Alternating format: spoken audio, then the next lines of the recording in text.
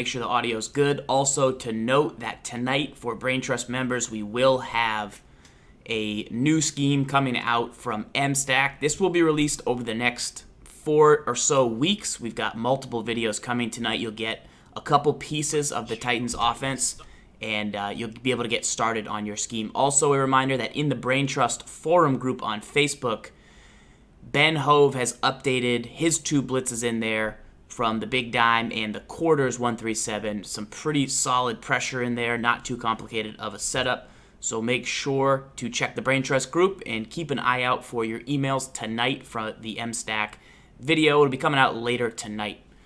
We'll get started in just a second, but wanted to give you that Brain Trust heads up. Thanks again, and we'll be on TWIM in just a second.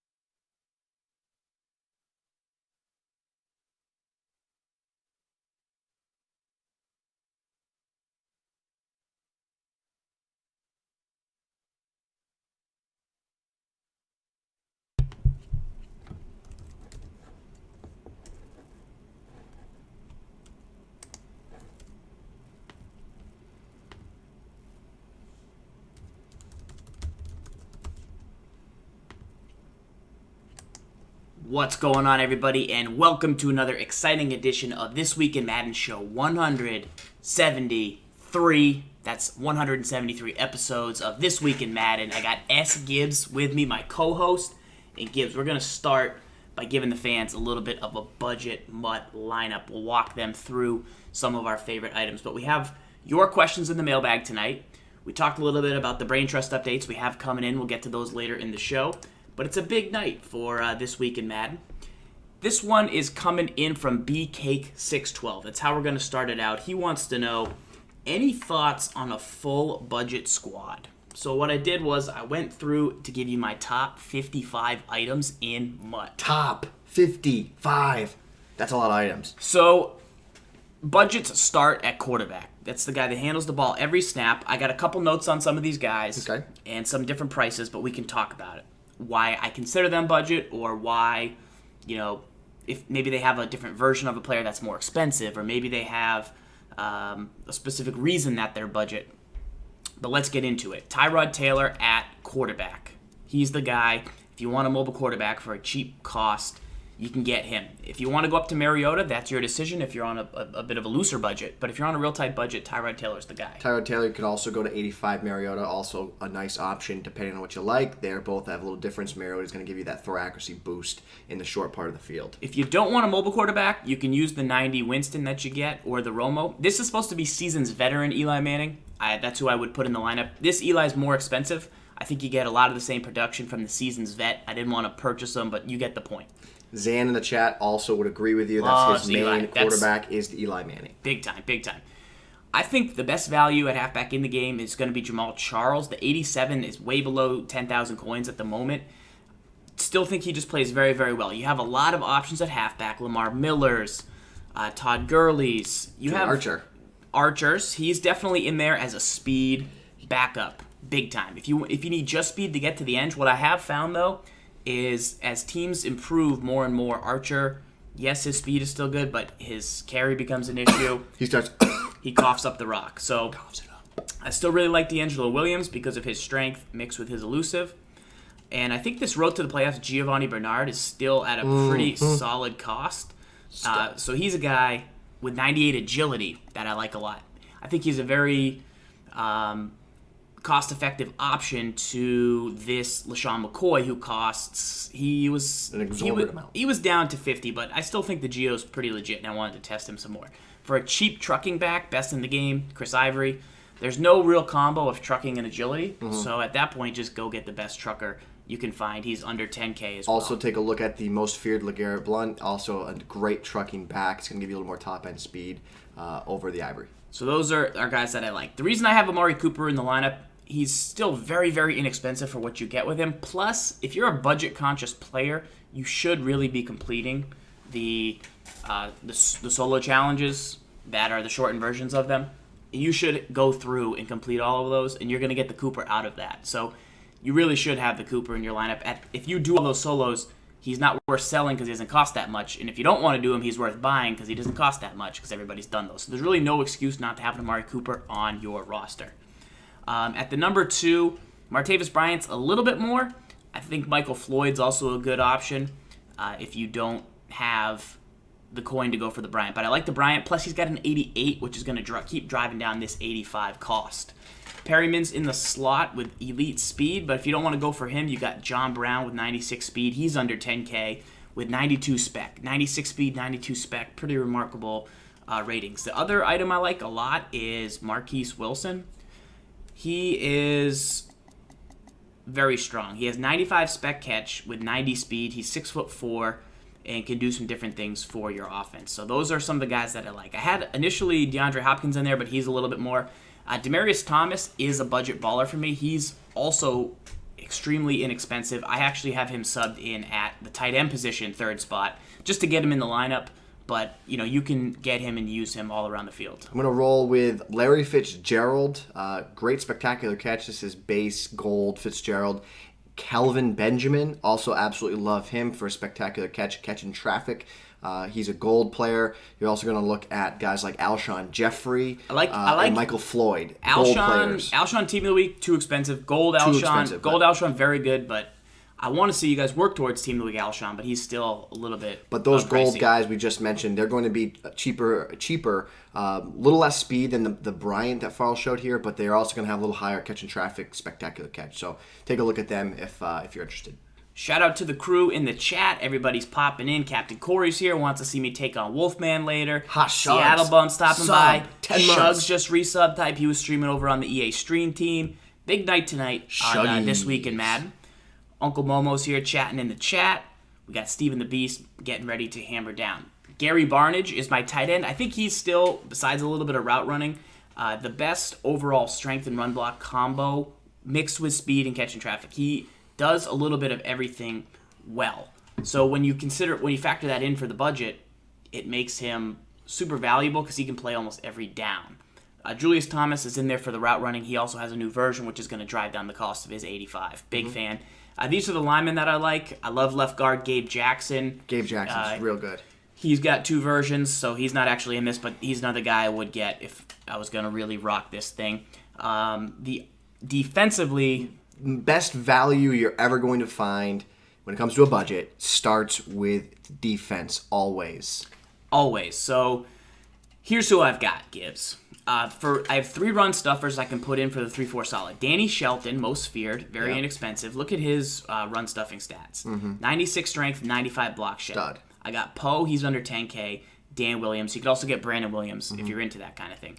Cam Jordan, he's very solid across the board. What I like about him is he's pretty inexpensive, and I'm going to sub in Aaron Lynch and Nick Perry and all my other 3-4 ends to really rush the passer when I want that. So I kind of just like Cam Jordan as budget from a sense of, like, Lynch is a budget because he has super high excel and power move. Jordan's a budget because he does a little bit of everything pretty well. And he's not hybrid super type. expensive. Yeah. Okay. Take me to your corners. I'm a little concerned with what I'm seeing at corner right now. Okay, so corners, I have Prince Amukamara. What's he rolling at? Most feared. He can do a little bit of everything. Let me get He's got 91 speed with 94 man. Okay. And he's pretty good across the board. Trufant, I actually used this team. One of the best in the game. I got aggressive caught on, and I was like, man, it's because I'm playing zone with Trufant. He must be a much better man corner. Then I looked, and I was like, man, he's got 92. So he's actually good. That's why I chirped him so hard at the beginning of the year. Yeah. He's one of the best in the game. Plus that 95 agility. And he's got pretty good speed for an 86 elite. DRC Still hacking it up. He was a beast, man. Still hacking it up. He was the guy actually making plays on my defense. Still hacking in this it up. game. The Randall's very good. Randall's very good. Kevin Johnson is a guy I have in here. Mm-hmm. I've got a sleeper that I subbed in at my third strong safety. Yep. Peters is one of the only players with the speed in zone combo he's a super inexpensive. He's like 3,000 coins. This guy right here, very strong. Very strong item. I definitely recommend picking one up to play corner for your squad. You really kind of need to determine if you're going to go man or zone and then adapt from there. This team does a little bit of everything. You'd probably get a Talib if you wanted to play more zone. But corners are still really expensive. Like the Hayden is still 40K. The Peterson's still like 50K. Like they hold their Stephon value. Gilmore, 86 over football. What's he going for, though? It's 25K. Okay. Is that too much? No, that's close. He really should be your number one corner. You think he's better than Prince man coverage-wise? Yes. 92 speed, 93 man coverage, 89 zone coverage. Maybe. So they're close. They're close, and they're actually pretty close in price. Prince is my, I would say like the peak end of my budget is 25K. I love to get players mostly for less than 10K. So those are my CBs that I've got in the lineup. Still kind of tweaking and figuring out the best part of the lineup. What about Ruby? Isn't there what's the guy on the Bills? Oh, the new guy? Yeah, Ronald Darby.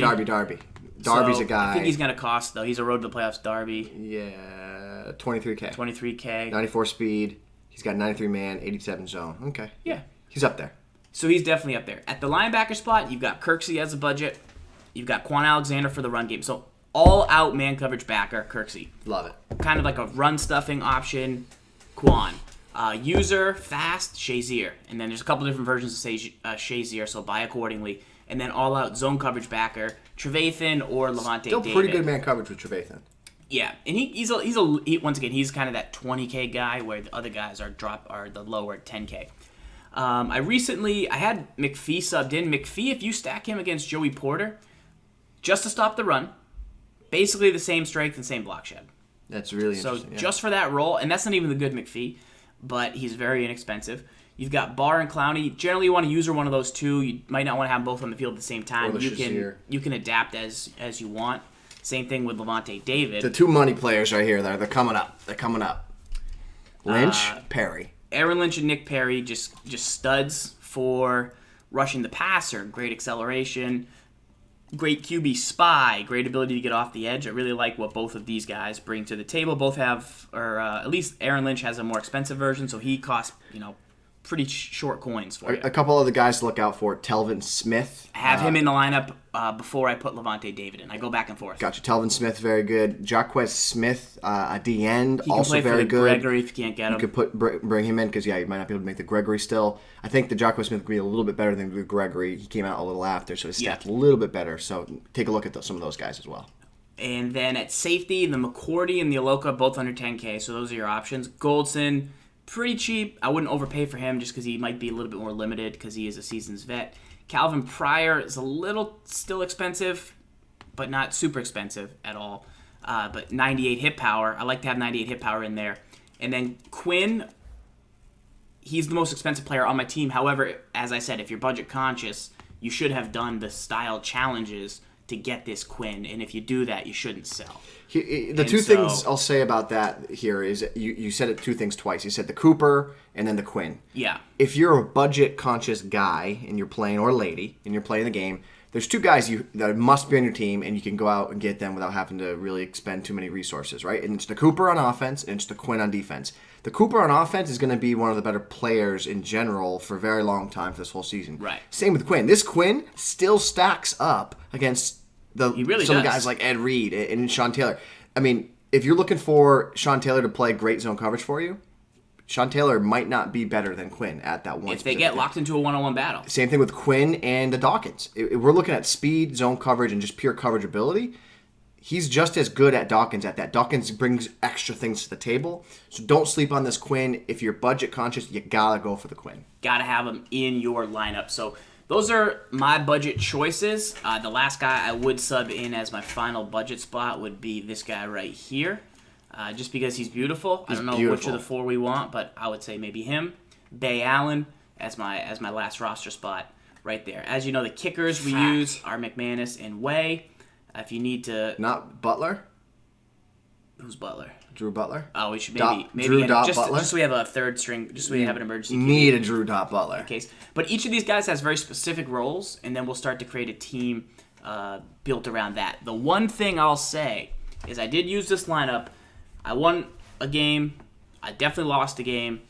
And what happened in the game I lost was Tyrod Taylor, playmaker up the middle, to Perryman. Sean Taylor, I played a guy with a nasty team. Sean Taylor just broke on the ball manually, or just computerly, and just made a play. It's kind of fun when you play with this. This is like a stacked budget team. And then Archer, I subbed in for 1 quick toss, fumbles 6. So the guy just sat in cover 4 all game. It was tough to beat with kind of the squad, because he had the advantage. He had the juice. But you can definitely still win, absolutely. And it does make me realize when people say I'm only good because I have a good team that it's like 80% true. But maybe I take this budget squad out and start winning some games, and then the haters can keep hating on me, But that's up to them. We're gonna keep jumping into tips here. Gibbs gonna get us set up in practice mode. We're taking your questions live tonight. Reminder to the guys in the chat to check your brain trust stuff after the show. We've got more coming out on that. Any specific books you need here, Farls? I think whatever you want to go with, we are good. We are good about that. Before we jump in, Big Slow 17, Gibbs, do you have any sleeper Madden challenge picks? So there are any guys you've been watching stream, any guys you've been hearing about in the community, maybe the chat has some picks. Are there players, the Tweezies, who you've seen play Ranked Draft Champs, trying to get into this Madden challenge that you believe in? Someone I believe in is a guy that I saw played. I actually played him last year in the Duracell tournament. Yeah. Super impressed by this gentleman's scheme. You could tell when I played him, he thought about next level things when it came to his scheme. And I appreciate that. So I imagine that it's probably going to carry over for him right now as he's competing in this Madden Challenge, the EA Sports Madden NFL Live Challenge. And that is none other than a guy by the name of Snap-Onic. That is my sleeper. That's your sleeper. What's the date? What's today's date? Today's date is December 2nd, 2015. I'm going to say that Snap-Onic is going to make a big run in this tournament. I still think that I'm taking Problem to win the entire thing. Problem versus the field, Problem wins it. But I think Snap-Onic is going to become a name that we're going to recognize in the Madden community if we already haven't. He's a great player, great skills, and he's going to be a big-time competitor in this Madden Challenge this year. Yeah, he's definitely always on top of the leaderboard, plays a lot of games, can definitely adapt his team and his scheme. I'm excited to see and just kind of meet more people that are going in on Ranked Draft Champs to try and get the games going. I know Tweezy's been playing a lot of Ranked Draft Champs. I've seen M-Stack playing a lot of Ranked Draft Champs. So hopefully we can just keep the good players coming in. In the Duracell event, I've seen Snap-Onic's name on the leaderboard, but you know how you've never may not have seen that guy play. Yeah. And then you finally see him play in the Duracell tournament. 16% chance I lost to him as well, if that's the time he was playing at. Right. I think I played Skimbo too. Mm-hmm. It was like 4 a.m. and I just, who knows. Yeah. But then you hear those names more. Then, I played that guy. Oh, he does this well. Oh, he does that well. And so we want to keep seeing people that do different schemes and bring it up. So that's Gibbs Madden Challenge selection, and it'll be fun to see. Quick question from S-Dog coming in. Wants to know, Night Train at cornerback or strong safety? Yes. I think that for the way I personally want to play the game, I think the way the game plays, the meta of Madden 16 this year is play more man coverage and then spot blitz from zone when appropriate. I think that using Night Train Lane as a feature corner with 94-man coverage, a little concerning because you can get better ratings and from only other players. 90 agility. And only 90 agility. I think there's value for Night Train Lane at the nickel or the dime. I don't think he's a premier number 1 or 2, but I would also consider saying moving him up to strong safety, using him there. You're not going to have any worries about him. Maybe put him at free safety, 99 zone coverage. He's got a hammer. He's got speed. So I'm going to say absolutely my stamp of approval, put Night Train Lane at strong safety. If you want to play him corner, he's really a nickel or dime corner. This is definitely more of an advanced question. But for the people that do have the trio of Dawkins, Lane, and Taylor, which plays where? Who does what? You go Dawkins. I would go Dawkins free safety because he's got. I'd actually go. This is what I'd do. I'd go Sean Taylor strong safety because strong safeties typically play shallow zones. And he's got the lowest zone coverage. You want him to kind of be a linebacker type with 100 hit power. Yep. I would then put Ed Reed, or it was Ed Reed you said, or Dawkins? Yeah. Dawkins would play free safety. He's great there, good zone coverage, good hit power all around. And then I would put Night Train Lane, I'd put him on the field. He's got to be on the field. Depending on your 1 and 2 corner, I would probably put him at 3 or 4. And then go from there. Okay. That's what I see. I see most players don't have the Reed yet, but they definitely have the Dawkins, the Taylor, and then I saw a lot of guys get Lane too. And I've seen Dawkins being used more at strong safety with Taylor at free from some of the lineup pictures I've seen, but I personally do Dawkins at free. Well, I don't have Night Train, so I put Quinn at strong safety, blitz Taylor off the edge, play him in a slot corner. Otherwise, I would play Taylor at the strong safety, Dawkins at the free, but no specific reason. They do the same things in my scheme basically. All right, let's go into the mailbag and take a look at the next question. We'll get into some game action. So, question from Tender Pretzel. Gibbs. And the only stipulation to this question was the guy actually wrote, you can't say depends. Game on the line, run or pass on 4th and 2. Pass. Okay. Always pass. I guess my answer would be pass as well, since I can't say depends. If I can't say depends, then it's pass, because... Do we say depends a lot? We must say depends. No, I mean, the answer to that question is depends. It is depends. Hey, you're in goal line and your opponent's in quarters. It's 4th and 2. Correct. Should you run or pass? Yeah. I'm going to pass? No, it depends really on the situation, what you've called, what's been working. Does he have fullback dive D? Where are you on the field? How much time is left? There's 7 factors to consider. But do you have a play you would pass? Where would you attack on 4th and 2? Would you do kind of the drags thing that you do where you just kind of chuck drags? Here's my play right here. I'd come out and gun split close rounds. I'd go to play X drag trail. And really any coverage I potentially would get. I just want to give myself a lot of short options. And primarily it's some type of drag. I'm absolutely in love with option routes out of the backfield now. This is something that Tweezy got me onto. So I would say give yourself a drag, give yourself an option to a halfback. Option route is huge. Option route is huge. Because it's going to run the right route against coverage. And then, this play has the luxury of having an angle route to the halfback. So you got a lot of quick developing routes. But I'd say the 3 things that you want to have on every play on a passing play in a 4th and 2 to give yourself some options. A deep vertical, just to chuck and go for an aggressive. Right. Okay, number 1. In case they run commit or something. Number 2, quick drag, because if it gets open, it gets open, right? Number 3, an option to the halfback. It's kind of a bailout, last resort. Maybe then you block the halfback or tight end in the situation. And then your last route could be like a motion slant or something. But that you need those routes because it's going to give you something that you can just bail to. So give us an idea of the drag, what you would look. So the drag is okay, it's there. That's 2 yards. I'm going to get 2 yards there. It's super quick to develop. Okay, so now let me wait on. I'll wait on the drag. Okay. Maybe look for the option. So the drag's not there. Pressure's coming. I can just chuck it and do this, right? Didn't get it, but if you have the appropriate player there, I put Odell Beckham there. You put your best spec catch on this route. Right. The appropriate thing would be, okay, I'm just going to chuck it to him because pressure's coming in. I got nothing else. He locked everything else up. It's what you see the teams in the NFL do. What do? They just, if they got no option, they chuck it downfield, pray for him to make a play or pass interference. Right. That's the idea with chucking it deep there.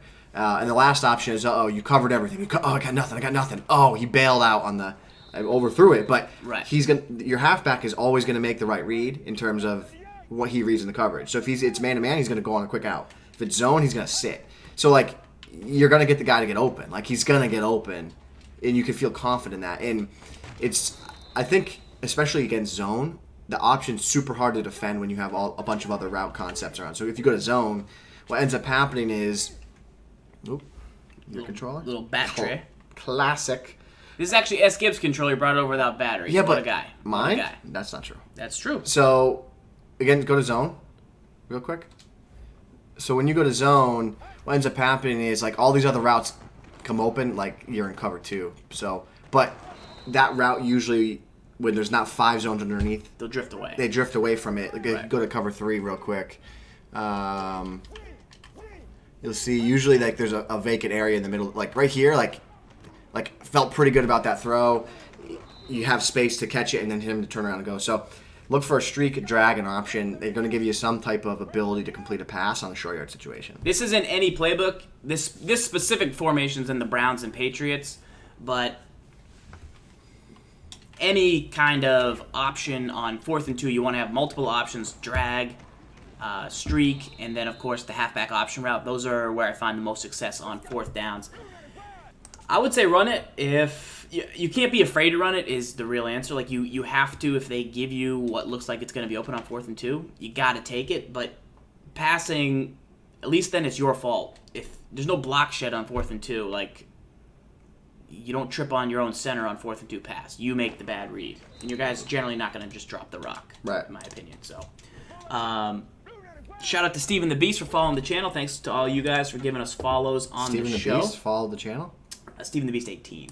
The new Steven the Beast? Yes. Bananas.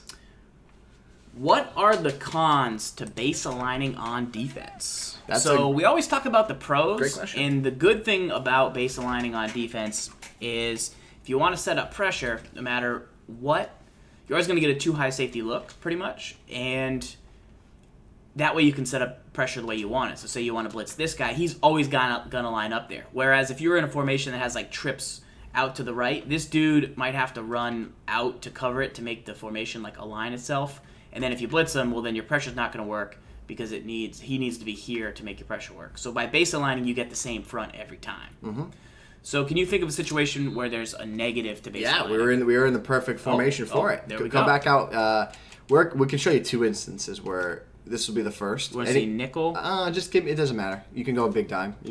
Big dime's cool. So there's 2 situations where baseline is not necessarily bad, but it could be could cause some problems for your defense. So if you baseline here, play man for me. Okay. So for instance, it's typically when you baseline, if you're in zone, it's going to not really be that much of a problem. But when you play man to man, it can cause a huge problem because take a look at the route I have here to Benjamin. So I have him on a quick drag. You really think that his man-to-man defender is going to be able to compete with that? Pretty unlikely. He's in trouble. Like, you're in trouble there. So that's where base line can hurt you, is if you're playing a compressed set and you're playing man coverage, base line is not necessarily the best option. I'm not saying never to do it, but shy away from it. Now, the other part where it can hurt you is if you're in zone coverage, if you start setting up blitzes. So, like, if you blitz the flat defender here on the left or right, doesn't matter, yeah. So what ends up happening is because, that's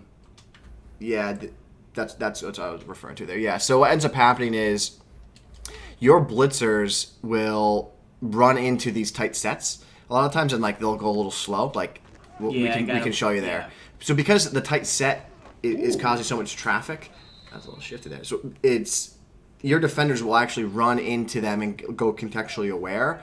So when you base a line... And just to be clear, to baseline, you push Y or triangle and then right on the D-pad.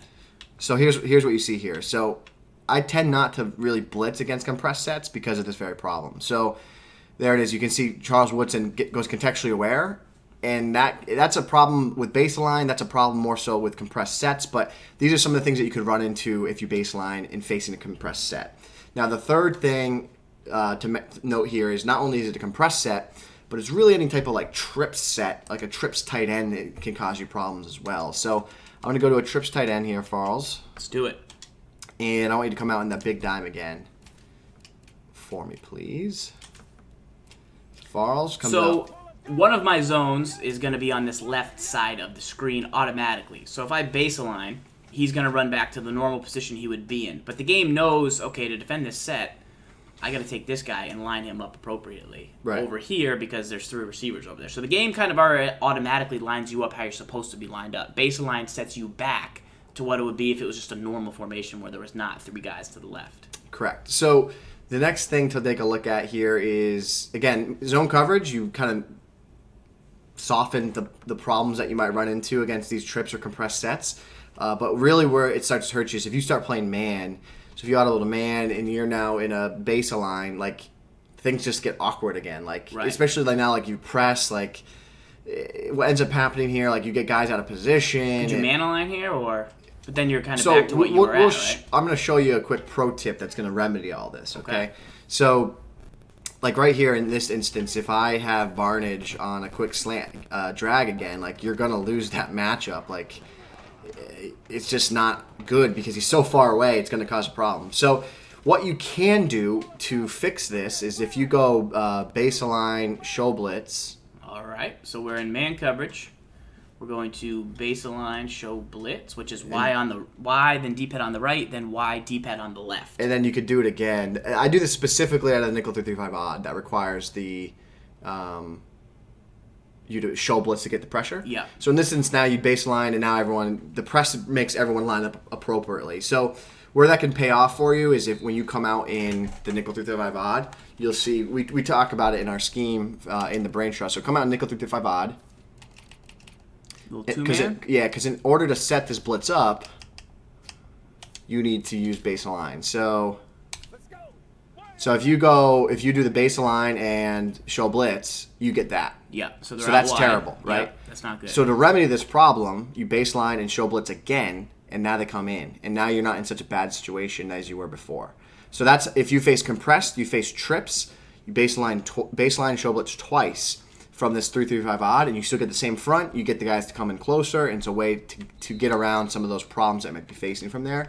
And you'll really see it here in the trips tight end set. How it can work for you. So if I go trips tight end, you come back out in the same formation.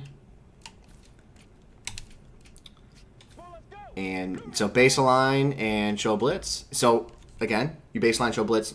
You got your guys in the middle of the field. You feel good, you get your blitz up, but look what's happened. They're all misaligned. So we do it again. You do it again. Which is Y right on the D-pad, Y left on the D-pad. And you can see now your defense is set up properly. Yep. You got the correct alignment. You can motion out the left linebacker to set the pressure up, and you can live the fight another day. So that's the pro tip. If you've been running the nickel 335 odd against trips tight end, against compressed sets, and you're having problems because they're misaligning, double base align and show blitz will help you solve that problem. What Gibbs is referencing is his update in the brain trust to the nickel 335 odd. That's been in there a couple weeks now, but if you haven't, definitely check back through your Twitch messages. Gibbs used that quite a bit in the game of the week and had a lot of success. Let me see if I can find that for you. There it is in the bottom right-hand corner here, that Pat's 335 odd update on the defensive side of the ball. If you subscribe tonight, you will get an email after the show. Everyone that's subscribed will get an email after the show with a couple videos to start you off with M-Stack scheme, and then it'll get you the link to the Brain Trust where Ben Hove has posted his new big dime blitz, and I think he has a quarters one going in there as well. Ben Hove, fire. Usually prime time too. If there's a Ben Hove in the building, then a prime time's not too far behind. SNA exclusives, and why can't you just show blitz without double base aligning? Well, you can just show blitz, but what ends up happening, we talked about earlier, if you just show blitz one time, let me just run a play here. What ends up happening is they get all misaligned against these trips tight end set because you're telling them to show blitz, and the way I'm interpreting it, the game is like, oh, I'm going to baseline and then show blitz. Now, did you just do baseline there? Just show blitz, yeah. That actually worked. Yeah. National Live Internet. Is that easy? Could it be? Could it be that easy? Could it be that easy? Let me see. Does the pressure work? Set it up. Do your thing, and then go. Okay. National Live Internet. Shout out to Complicated SMA right exclusive. Boom. I like it. Complicated right there. I like it. Done. All right, so do that instead. Do that instead.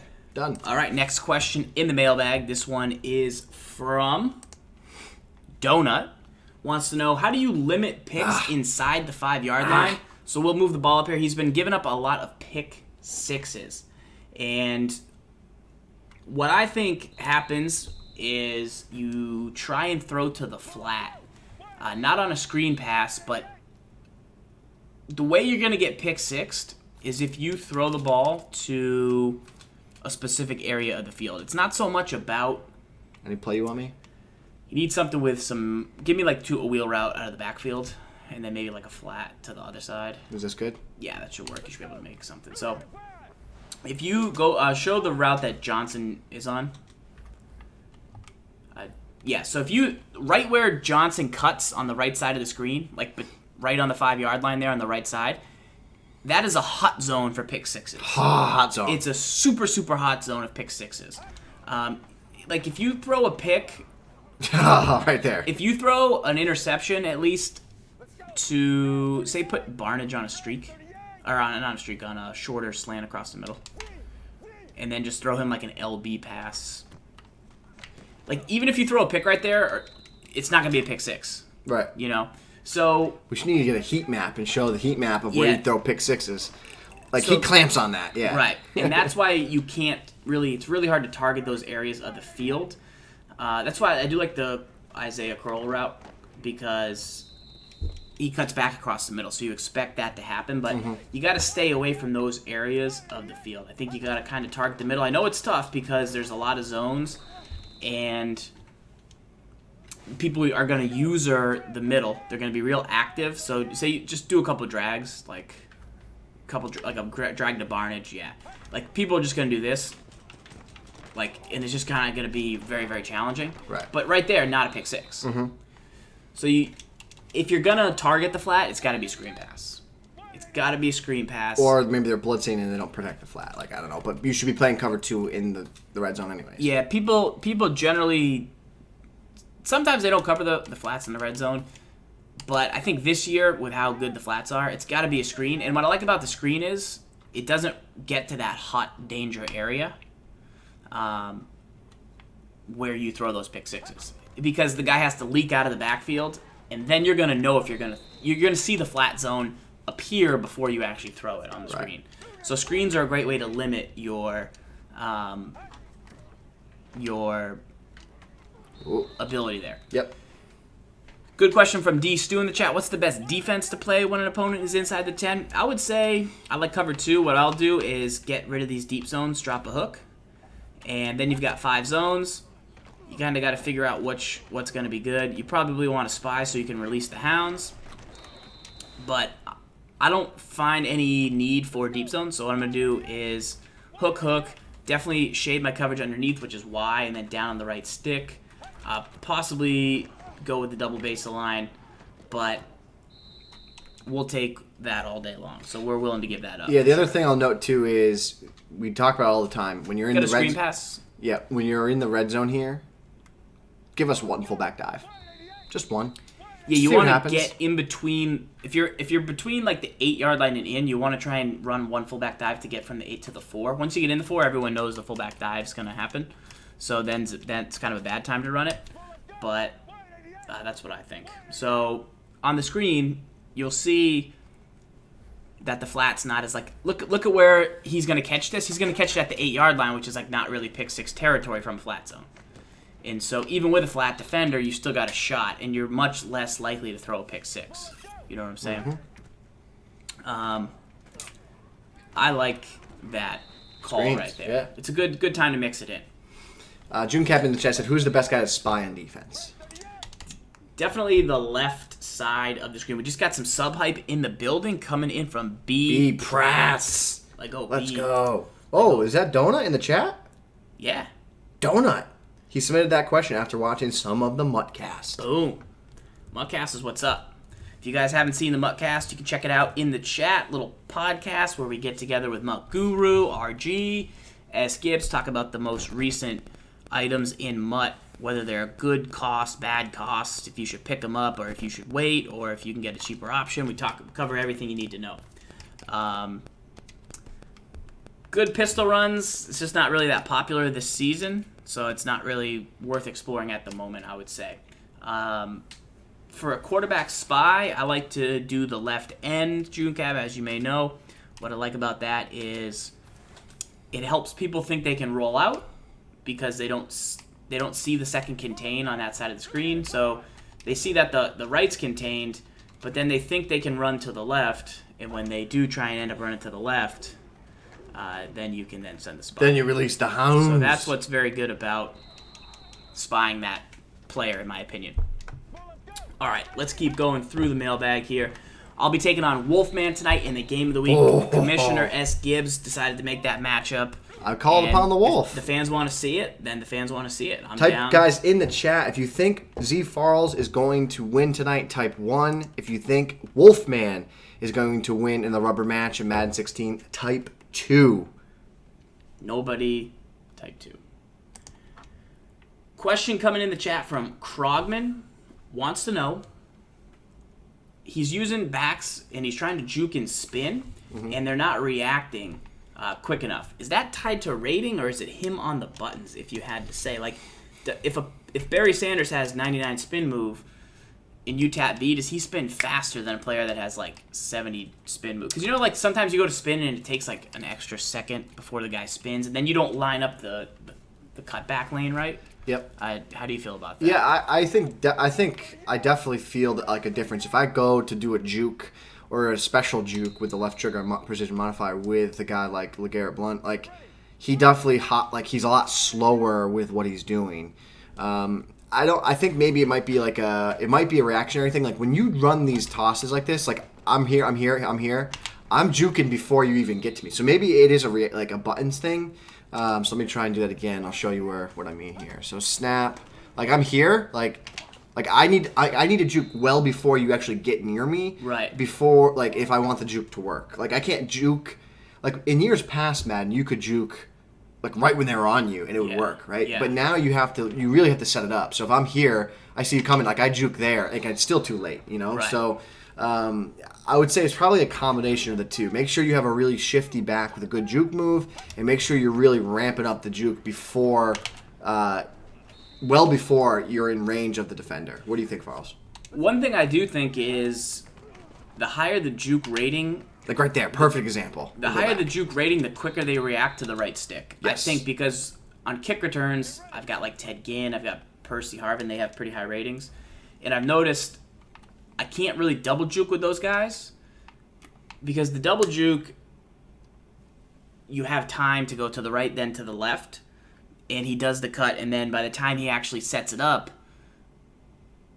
with a guy with super high juke, he responds the second you hit the stick to the right, and then when you try and go back to the left, you've already juked. So I end up juking the wrong way. I'm trying to set up the double juke, but it reacts to the first cut with a guy with high juke. Yep. So obviously, with a higher juke move, I would assume you get a higher fake-out chance on a defender versus tackle rating. Right. But I'm not 100% sure, but that would be my guess. So, absolutely. What do you think about, like, queuing up the juke? Like, that's how I refer to it. Like, I'm here right now. I could have ran this ball. So let me show you an exact time I love to queue up a juke. Okay. I noticed somebody kind of do it to me, and I think I do it without kind of even noticing it. Like, let me see if I can go up the middle. Let me call... Want me to run commit left? No, I got to play for you. Okay. So it's a specific play. It's to juke the safety. You can juke the safety like 5 yards away. Okay. So I don't know if I have the exact formation. It's obviously the Colts. It's similar to this. So say I'm going to run gun tray open from something like this. If I can get through... And you're in there, you juke. I can basically, once I get past the lineman... If the backers aren't there, I can juke the safety. Right there, yeah. Sure. Generally like that, 5 steps before. Yeah. And it works pretty good. So that's kind of what, like that. Like I can, depending on the fronts and how muddy it gets, but that's the one thing I've noticed. Depending on the safety's awareness and the pursuit, like they're not gonna. Right. If you had a great guy back there, he's not gonna fall. Right there, that's it. So that's it. That's how I picked up so many yards up the middle. You'll see it we're very far away. You don't, like you said, you don't want to wait until the defender is on you to You juke. need to cue it up. We're juking, 3 yards before, and look, he's trying to tackle right here, and I'm already cutting the other way. And he's going to miss that tackle. He's 3 yards away from me. And that's Charles Woodson. I assume he's pretty decent. Right. So that's what I think makes Terrell Davis so good when I face him. Terrell Davis always seems to hit those type of runs. Like, if you have a back that can break, anyone can go off the edge like this. Like, this is anybody can do that. Grip it. Maybe they can't do the stick, but Crib it. anybody can run those when they get the blocking. Yep. The key is, like, when somebody takes it away from you, it forces you to run back up the middle, and then you all of a sudden Get garbage yards. And you are all of a sudden able to do that and pop it for like 40. Yep. That's a back that's special to me, and the juke's a huge part of that. So those are the things I would test. Stick 'em. Boom, right there. All right, next question in the mailbag. Put Bo Allen in, he probably will just shut everything You down. would lock that up. How can you stop the quick out route? So Speed out. the speed out. The speed out is very, very tough. This one's coming in from Hammer UK. How can you stop the quick out route, or the speed out as it's known? Let's take a look. Yeah, so the very first thing that you can do is call man coverage press, and that's for the speed out against a receiver. So you'll see this route from strong close. You'll see it from gun tight, and Gun split close. gun split close has it. You need to identify those 3 formations. It's always on the back side, pretty much, of strong close. So you need to notice, like, it's never going to be Benjamin on a speed out unless the formation's flipped. You'd much rather actually have Benjamin on a speed out than hardline. Benjamin's going to be better at running it. But if you call man press, what he was saying, though, is he was motioning, snapping the guy. Obviously, you can't do it from this one, but if they motion snap. He was probably running gun empty bunch. Right. So the press, pretty He wins good. there. But so what I was getting at is your first step to slowing it down, the first, like, super beginner step, just call man coverage press. I think that's going to be enough to probably rattle people from be like, I can't throw that. Like, you have to be really committed to being like, I'm going to wait on this and then throw it. And, like, especially if you have a better man coverage guy, like, he's not going to fall for that cut when he makes a cut, so he'll be on it a little tighter. So my first recommendation is, can you get away playing man coverage press? Because these tight sets have a very difficult time beating man coverage typically in this year's game. So right there, like, he caught it, but I'll take that, right? So that's the first thing I'd tell you to do. The second thing I would say, if you're really going to try and commit more resources to it, start playing cover 2. So here's cover 2. It's not the exact cover 2, but play cover 2 and see if the flat in this situation would get over there and help protect against the route. So right there, absolutely love it. Like, that's something that I feel really confident in.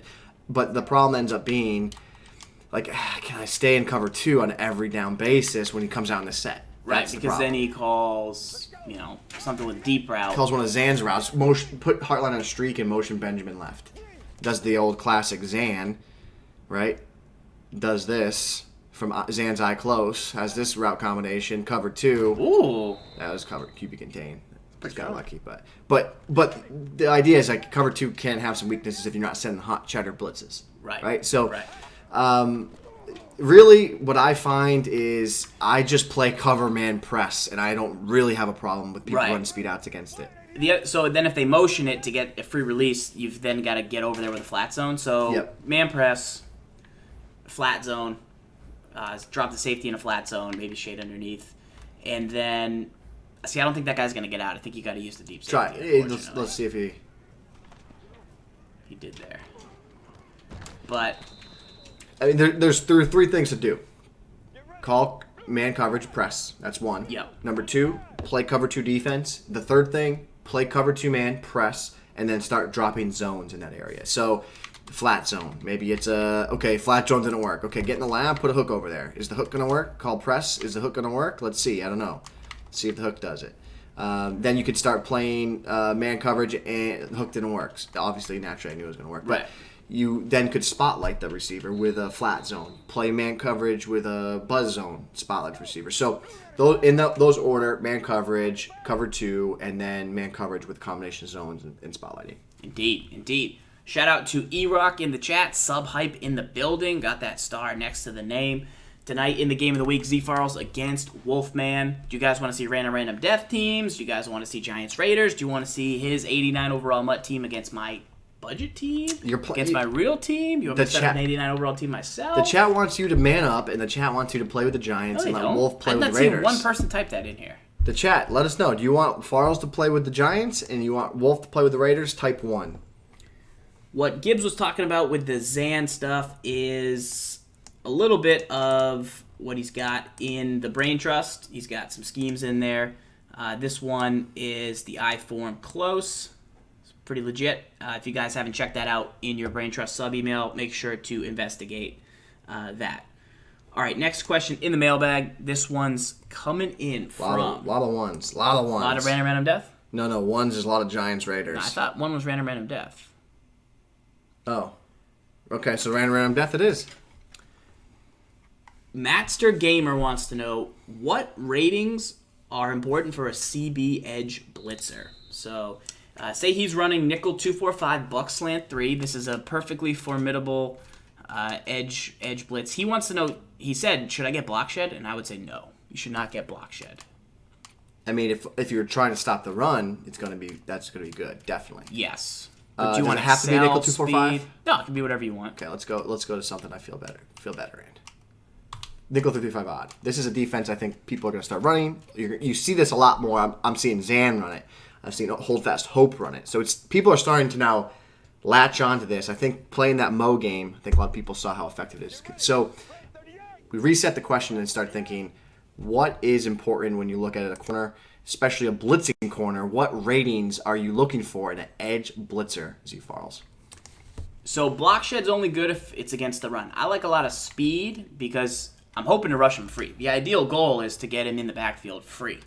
Not have to use his power move to fight off a blocker. Not have to use his block shed to fight off a receiver that's trying to block him in the run game. I just want him to speed and excel off the edge as quick as possible. A nice to have is hit power. Mm-hmm. So when he hits the quarterback, it's not huge tackle. You'd rather see him tackle. But hit power would be good because you might get more fumbles that way. But speed, excel. And then, of course, power move and block shed are nice if he's going to be in the run game or if he's going to get actually blocked every now and then. Yep. What are your thoughts? I have a theory. My theory is I like play rec corners, and I haven't seen it so much this year, but I haven't abandoned it yet. I've thought that you can run play action, and blitzers with higher play rec don't always tend to always bite on the play fake, and it kind of seems like this year it's trending that way. Like if there is a play action, it's like doesn't really matter necessarily who it is. But over the past couple of years, it's been higher play rec guys would absolutely in play action. You wouldn't have to pass commit, and I'm testing that because that's super valuable to me because that means I don't have to pass commit to make sure my blitz is going to get in case they run play action. So I think that's one of those super meta things that is really important. And if you start testing that and you start seeing results from it, and you're saying, okay, if I have a threshold of 85 play rec at corner and I blitz him, I don't have to pass commit and he still gets in untouched and he doesn't commit to the run. That can be something that's super valuable to you. So I would say test out yourselves at home. See when you blitz a guy, if you run play action, and you don't pass commit, is he going to go after? You think Sean Taylor's the best option? Or Night Train Lane probably. Night Train because Night Train Lane gives you all the nice to haves. Like Night Train Lane goes and gives you even man coverage, so you can pony up and play man coverage. So Night Train right now is the single best edge blitzer for a corner in the game. I think a guy like Honey Badger starts coming up as also very good. Almost like safeties more than CBs. Yeah, I want a guy because the ultimate truth, Farls, is this, right? You're going to come out in this set and you're not just going to pass. You're going to run the ball. And I want a guy that's coming off that edge who's going to lay a lumber. Right. I don't want Dominique Rodgers-Cromartie there who's going to if I'm going to play this formation, I play a lot of nickel 335 odd now. I sub in the Taylor for that spot. And that's where I play. It's the rumor, Gibbs. It's the rumor. All right. What's up, Seti? If Gibbs sees this and tells me to sub, I will sub tonight as the chat goes blank. I mean, go ahead, Seti, sub. You want to be a part? We'll do the sub dance. I'll do the sub dance for you. For the Seti? For Seti? When I see Seti subscribed in this chat tonight, we will bust out the sub dance. We also tried to get, after the game of the week, Tweezy said he wanted to play in the game of the week, so I said, all right, Tweezy, I know I'm playing Wolf, but we got time for 2 games of the week tonight. I got a PS4. Gibbs is hot on the PS4. Tweezy's got a test tomorrow? Oh, clap. No. We know Tweezy's. We better get an A on that We believe test. Tweezy. I love Tweezy. You know what time of year it is right now, Farls? I believe he's got a test. It's for people in school, students. They have tests. Isn't he a Madden? Doesn't he play Madden? No, he does play Madden, but come on. Next week, Tweezy, on this stage, Tweezy versus Gibbs, PS4. No. See, now instead he's changed. He said, "You dance, I sub." Oh, no, it doesn't work like that. You don't tell me to dance. We dance for subs. Yes. When I say jump, the chat says, how high? Yes. All right. Next question. I'll give you a preview. People all over the world. John Hans. That's all you get. All right. ML Troller wants to know, is it worth the coins to user Sean Taylor? He currently has Roy Williams and like 750,000 coins. Sean Taylor really, really scares me. Isolated deep. 86-man coverage, 84-man coverage, whatever he's at. That's very, very scary for me, especially with the routes that you see, like Mo run. Tell him maybe to get Taylor Mays? Or... Yeah, if you're going to use him, he's probably not worth that coin because you could go get a Taylor Mays, you could go get the Calvin Pryor, 98 hit power, and it's going to be very similar. He's not going to have that top-end speed, but you're still going to have a hammer that you can control of. Just be careful about investing in that Taylor specifically for a user. There's a time and place for Taylor to play, and I think we just showed where he deserves to play, and that's a big-time blitzer or like a slot corner, and you use him as an extra linebacker. If you start thinking Taylor, in my opinion, in terms of a linebacker and a nickel role, and he plays that nickel spot, and you use him as like that linebacker hybrid, I start thinking now, okay, this Taylor is the best linebacker in the game. Like, flip your mind and start thinking about Taylor's stats as if he was a linebacker. Yes. And you start going, holy smokes. Right. So that's the role that I envision for him on my team, and that's where I put him in positions to play that type of role on my squad, in my scheme. Skimbo, keep your eyes posted to the EA Sports social pages for the more info on that Madden Challenge. We talked a bit about Gibbs' picks. Hopefully we'll get some more info on those boards. Snap-onic. Boom. Gibbs is going with Snap. I'm going with Skim since he showed up. How about Skim that? Boo! How about? I'm wondering how many games guys have played. I can't wait to get all the info. All right, next question in the mailbag. This one from ZFarls himself. You can't ask your own question. I'm listing these bad boys right here. Okay. These are my top 5 Mutt tight ends. I'm talking number 1, signature Tony Gonzalez. Gibbs has not let me use them, but he looks really good. Not letting you use them. 88 speed, 99 route running, 96 spec. And there's nobody better, right? No one better in the game. Number 2. Currently at tight end, yes, guys, yes, we can get it. You can put a wide receiver there. But if you're talking ponying up and having the best tight end in the game, it's this Tony Gonzalez. Number 2, most feared Gronk. Him and Jimmy Graham, I felt like were somewhat changeable. They're both huge. Both have good spec. Gronk's a little bit much stronger. I think that most feared has 90 strength. So I like that. Have you used the Jimmy Graham? I have used the Jimmy Graham. He does Jimmy Graham things where like he just drops the ball. So yeah. He drops it. Like I don't know. I don't know. I've had that problem with that Jimmy Graham item for the past 2 years, right? So that's my concern with him. The reason I have Mercedes Lewis 3 on there is because I think he's the best overall run blocker. So obviously Lee Smith has higher strength in run block. Vance McDonald probably higher strength in run block. Heath Miller is actually really good with strength in run block. There's a lot of good players out there, but what I'm saying is Mercedes Lewis, if you need a all-around run blocker who can do a little bit of everything, plus he's much less expensive, you can definitely pick him up in the lineup. He's a pretty decent seasons vet. He's actually pretty expensive still, but not super, super expensive. Number 5, I've got Road to the Playoffs, Ladarius Green. The 90 Kelsey does block very well also. Ladarius Green, Road to the Playoffs, 92 speed, fastest tight end in the game, plus really, really good spec. Terrible route running, but he's 3,000 coins, and he's got drag. He's got a little bit of everything. So these would be kind of my 5. I know the Ladarius and the Mercedes are different options, but that's what I like. So if you guys have thoughts in the chat or in the comments, let me know who your top guys are. But definitely the Gonzalez. I personally run a Sharp brother there, so I can't... Farls Shear 716 says, no love for MVP Charles Clay. Shaking my head. I saw Charles Clay. I definitely saw Charles Clay. He's very expensive. He has really high... Motivation. He does not have really high route running, but he does have really good run block. I looked at him. I definitely looked at him. He's up there. He's in the top 8. Not cracking the top 5. Not for a specific role. I think he's kind of too similar to some of the other guys I had on there. Like, I almost didn't put Graham and Gronk because I feel like, you got one. You're going to throw some specs to him. So, I don't know. All right, here we go. Next question in the mailbag. This one from NC Sauce. Do you have any thoughts on the tight ends? Anything you want to add? No, I like the idea of a Barnage. Like, tight ends are a tough position for me to really want to go out and spend the coin on because I look at him like Tony Gonzalez, best tight end in the game. He's still 88 speed. So he's never really going to be like that true game breaker. He's going to be solid, going to be great, but can Gary Barnage do just about what he can do? 6'6", lower pretty good route spec. running. The Yes, route running hurts. you also have the ability to put wide receivers in at tight end. So Right. I think for Mutt at least, I think the value of tight end, while it's important, you can manage it and get around some of the higher end players for tight ends. Right. So I would say if you're a budget guy or you're budget conscious, tight end could be a position that you could avoid spending a lot of coin on.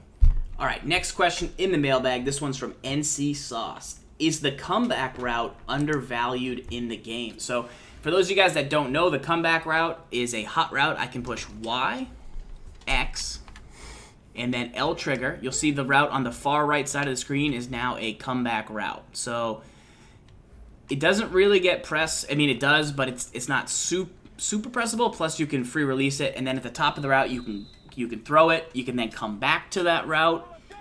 Gibbs, do you think we aren't using the comeback route enough, or what? I just really haven't found a ton of use for it this year, and I think the main reason for it is that there's so many hot blitzes this year that the timing of that comeback route really doesn't exist, right? That takes forever to wait on that route, and I feel like DBs are clamping down when you throw those. How many times have you thrown a pick in the hot zone of the flat? It's an area of the field where I think corners are making plays that they never made before. Correct. So I think the value of them is a little lower. I think what makes the comeback route valuable is that it is a hot route. You can obviously then call it on so many more plays because it is a hot route. The other thing I like is that you can motion snap it to get a free release, although not with the new motion snaps. The cons of it are that it takes a little longer. You don't always get a great cut at the top of the route either. You do sometimes, but not all the time. There, we didn't even get off the press. That was just kind of like weird stuff happens. I like that you can click onto it. I think the more underrated route that we don't talk about enough is the hitch route. So anytime a player's in the slot, you have the option to do a hitch route, which is our trigger. So we put Y on a hitch right there, Hawkins, and that's going to get you a free release. This is going to be my tip of the week. So people definitely use these routes. You can smart route it as well, get some more mileage out of it against man coverage. But I would say that that's more valuable. Once again, the pros of the comeback route are that it is a hot route, that you can motion snap it, that you can click onto the top. The cons of the comeback route are that it takes too long, that it can get pressed, and that you can't make it from compressed sets generally. Never really it's gonna be a fun I'm gonna go with a line here from Hold Fast Hope in the chat. Never really liked comeback routes. There you go. I think I liked him in Madden 12. The other bad thing about comeback routes is a flat zone will potentially play it just because flat zones get depth, and when you throw it underneath, one route can stop comeback route, or one zone, that would be bad. That'd be bad for it. So Heartline, say if Heartline gets this route picked by that flat zone, then it's terrible. Plus, the Gibbs is sending the 335 odd brain trusty, and it's Cheddar. gassy. It comes in. What? I don't know what people want. You're a huge hardo, but I like it. Yeah. I like it a lot. Just gassing you up, Farls. Deal with it. So, yeah, I think you go with the hitch. You have a lot more luck. How about that route that the you hot have route. right here to Hawkins? You like that Hawkins Is that route? good? No, it's probably going to be terrible. Unless You gotta try it though, right? Look at that, tender, very tender. I kind of like the wheel route. What do you think on the right? Let me see the wheel route. How about the tight ends route? This is kind of a cool play. What playbook is this? Browns, Saucy. as All right. RG would say, ew, Farls. Ew. It's good. Ew. Love it. All right, next question in the mailbag, this time from... In the mailbag. Shout out to Virgo for following the channel. All right, here we go. How to stop both the table route and inside zone. So if you got a halfback table route, which is basically just like a flat route but a little bit better, how can you slow that down and the inside zone? I play man to man. So say we call Y Sale. Do you know if inside zone is the quick audible? Yep, it is. Okay. So we're gonna call Y Sale. That's the table route to the halfback. So you're calling man? Yeah. So this is what I did against you. How'd that work out for you?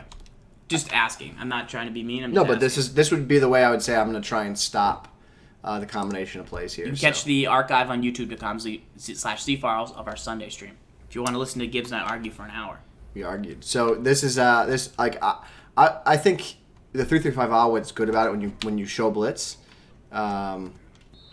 because he's when you show blitz he gets into like the innards of the offensive line here.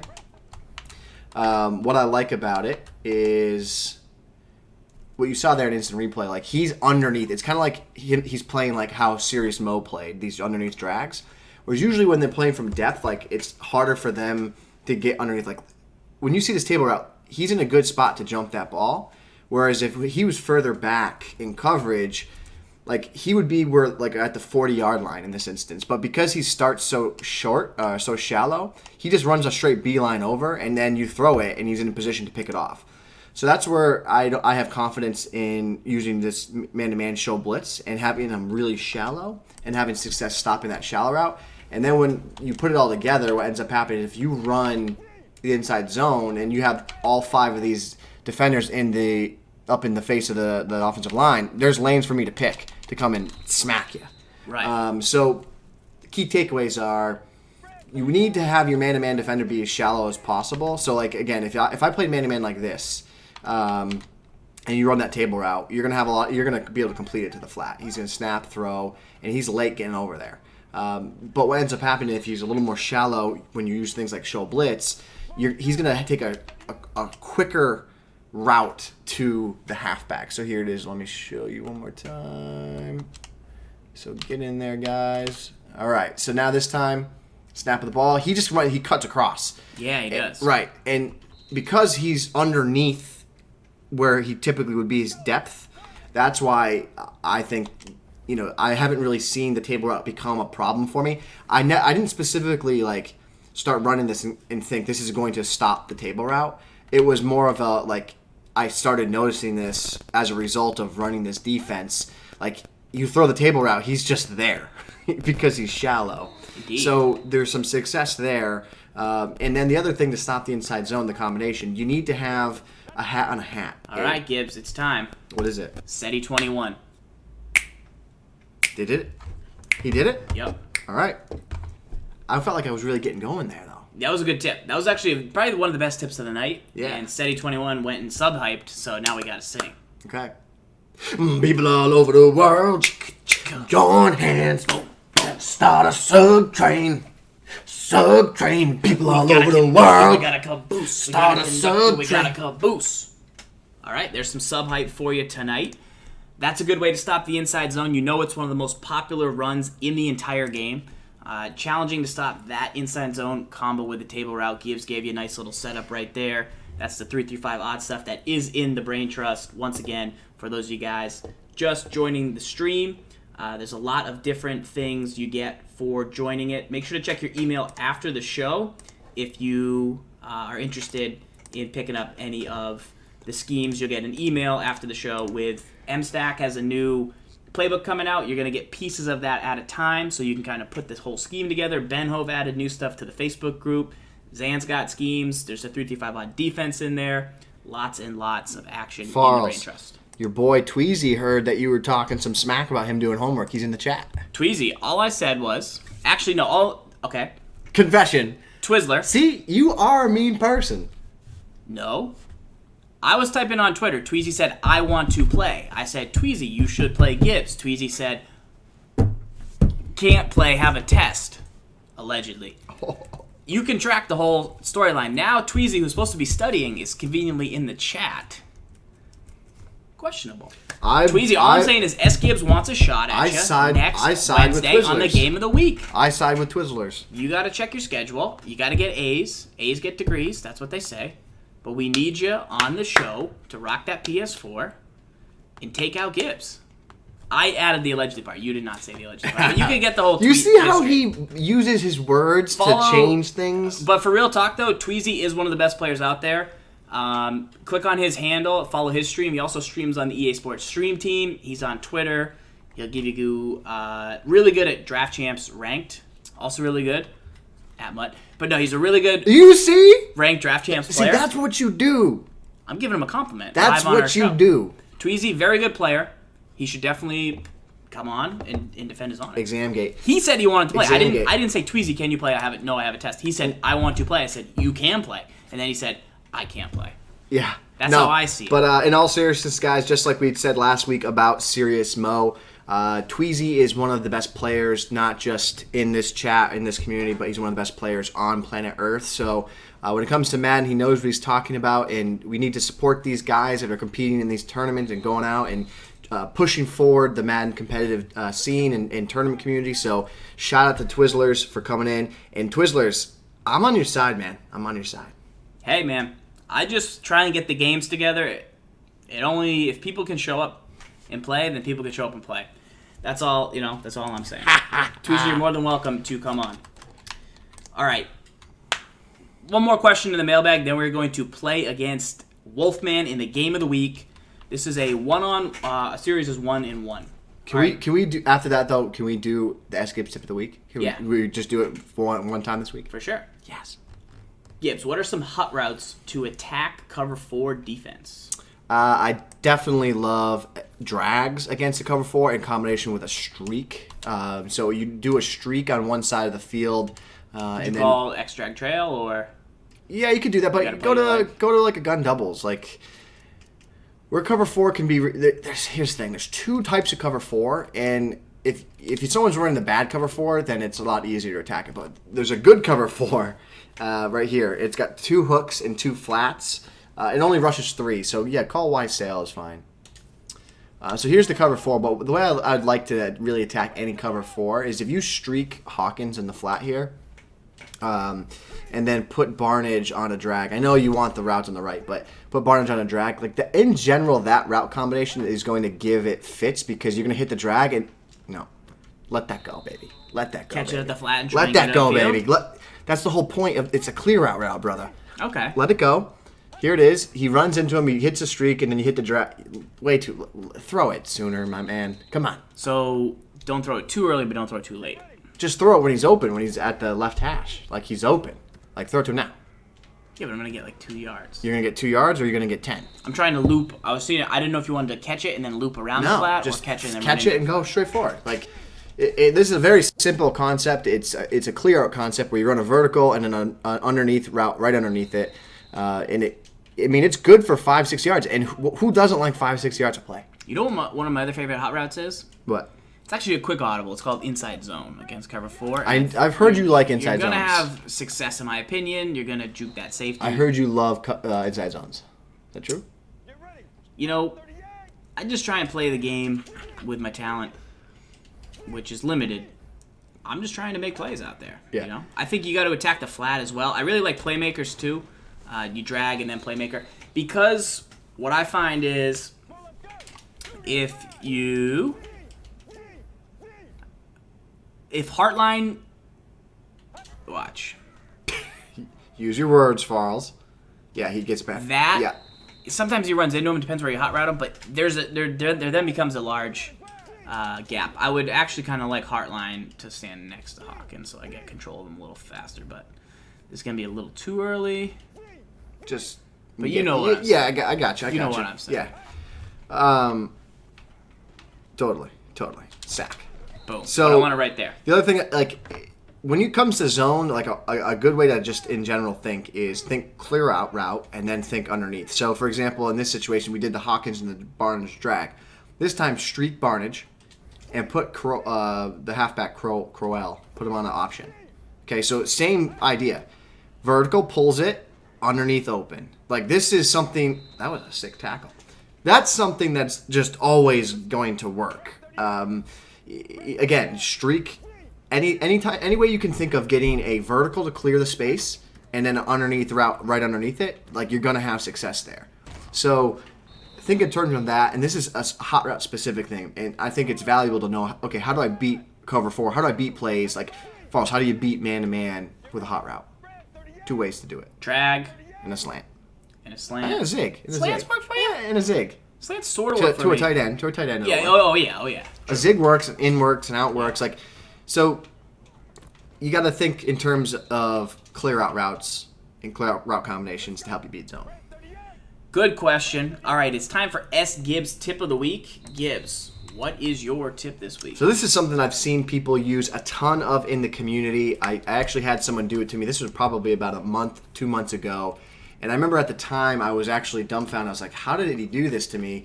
I played a lot of man-to-man defense, so if you come out in big dime 1-4-6 here, Farls, the specific formation he was in was gun trips tight end. This is something that, again, is happening a lot in the community. I think it's going to help you guys a lot at home beat man-to-man, especially in situations where you really need the first down. So this can be a hot route. It doesn't have to be a specific play, but if in this example I'm playing 4 verticals, I'm facing covered 2-man, I want to throw the ball to Hawkins. I only need 4 yards to get the first down, but what ends up happening, he gets pressed. The pressure's going to get in. I roll out. Bad things happen. Blah, blah, blah, blah. Seen it a million times. So, to remedy this, what my opponent had done to me, and then I finally realized what he was doing, I thought he was putting Hawkins on a curl route, and I was like, why isn't the curl route getting pressed? This is blowing my mind. And he was just dotting me up with 10-yard curls after 10-yard curls. And then Falls and I started discussing, and we started saying, wait a second, could that possibly be a hitch route, smart routed? So we know that hitch patterns don't get pressed. So the snap of the ball here, you can see that hitch route, I'm able to complete that for a short minimal gain. He dropped it, so I didn't. But he didn't get pressed, and that is the key, my friends. So in a situation where it's 3rd and 10, you know they have to respect the tight end corner. You know they have to respect the vertical route to Benjamin. They have to respect the crossing pattern post to Heartline. So if you put Hawkins on a hitch route and then smart route him for 10 yards, you guys are going to have an unbumpable curl for a 10-yard easy completion when you need it most. And that, my friends, is my tip of the week. Not bad. It's very tough. People have done it to me online. I'm not sure where it originated, who started it. Don't know who started it. But if you did, great scheme. If you started it, hat tip. Tip the cap. Good way to beat man. Make sure you'd want to clear the drag, the drag, so he doesn't get pressed just to get out of there. And then they've got to worry maybe about a tight end corner in the table. So it will be very challenging to stop that route. So good work, and very strong, because man was very tough to beat, and that can also help people do that. All right, here we go. Next question in the mailbag. We've completed all of them tonight. A reminder, you guys can catch up on the channel on YouTube tomorrow. youtube.com/ZFarls is where the archive will be posted for the show. We'll jump into game against Wolfman. Gibbs, we talked about the budget team earlier tonight, but if you want to highlight some of the key budget players for the chat that you recall, and what do you guys? Who are some of your favorites? Yeah, the Amari Cooper. If you're gonna say you're a budget guy, you don't have the Amari Cooper. I mean, Wolfman has Amari Cooper, right? And Wolf is team no money spent, right? So you gotta find like you said, if you're really budget conscious, like you can't complain and say, I can't afford the Amari Cooper. He's too many coins. Well, that might be true, but you know what? You can go out and get him by completing the appropriate set or whatever. So, like, go out and do that. Go out and get the Glover Quinn. You can spend some time to get those guys, and those guys are diaper dandies. They're going to be great players for you on your field. Are you playing Mutt? Are you playing?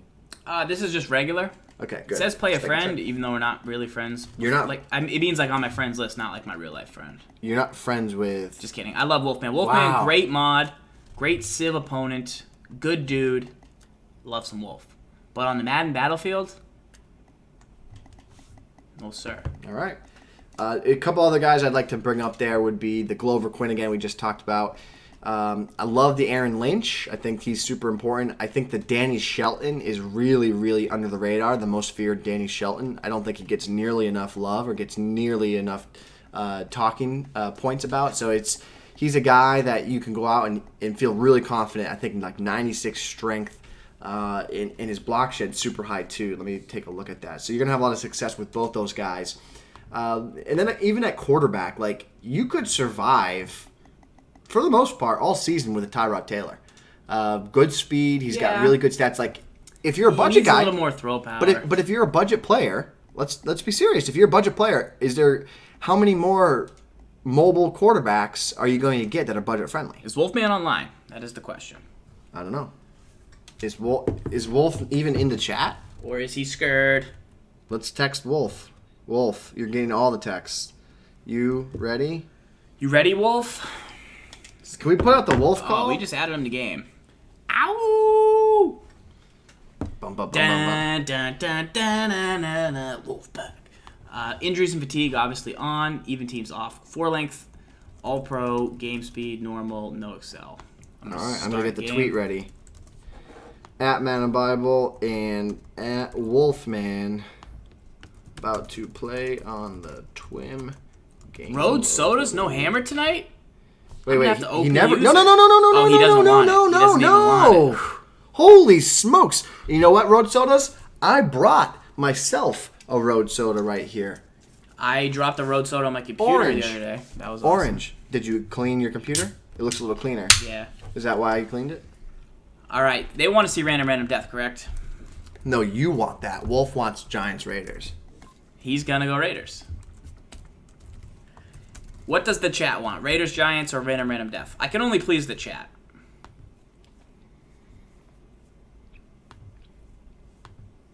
What do they want? Figure it out here, I guess. Hall. I see Hall typing commands sometimes, and I'm like, Hall definitely needs a hammer. My Road Soda here, Road Soda. My Road Soda is a LaCroix, orange flavor LaCroix. It's my Road Soda. They want to see Giants. Giants? Yes! Random death. Couple random deaths in there. Black Mamba, KCMO, random breath. All right, random death. Really? No. They want random death. All right, Wolf, you heard it. All right, ready? I'll go first. Yep. He's gonna get Giants, isn't he? Eagles. He's Raiders, going Raiders. He's Eagles, not backing Raiders or down. death. Raiders are legit, man. Eagles, Raiders, or death. Should I be the Raiders? The chat. You can't do that to the man. You can't do that to the man. To who? Wolf. What does he want? Use the Raiders against them? Why not? Just go death. You know that's what the chat wants. Does the chat want death? What's Wolf doing? I don't know. I think he's taking a stand. I think Wolf is taking a stand. Give me liberty. I would take the Raiders. Let me get a second random since I can't be the Raiders. Absolutely not. Well, then I'm going to be the Raiders. Fine. Eagles, you can't be the Raiders. All right, Wolfman, what are you doing? Can't be the Raiders. So Wolf! First team is Eagles. Second random team. Of course there's no internet service in here. Colts. Colts or are pretty death. good. Colts are Colts death. are legit. Are they? Who do they have? You could use their playbook, right? No, I'm going to use whatever playbook I want to use. Oh, You think really? Wolf is gonna? Since when? You think Wolf is gonna? Okay. Where is... I can't text in here because there's no service. Worst technical guy ever. What's Wolf doing? Give me liberty or give me death. Not bad. You could get a worse team. You love to run the ball. Could be worse. You could be worse. Could be worse. Worth?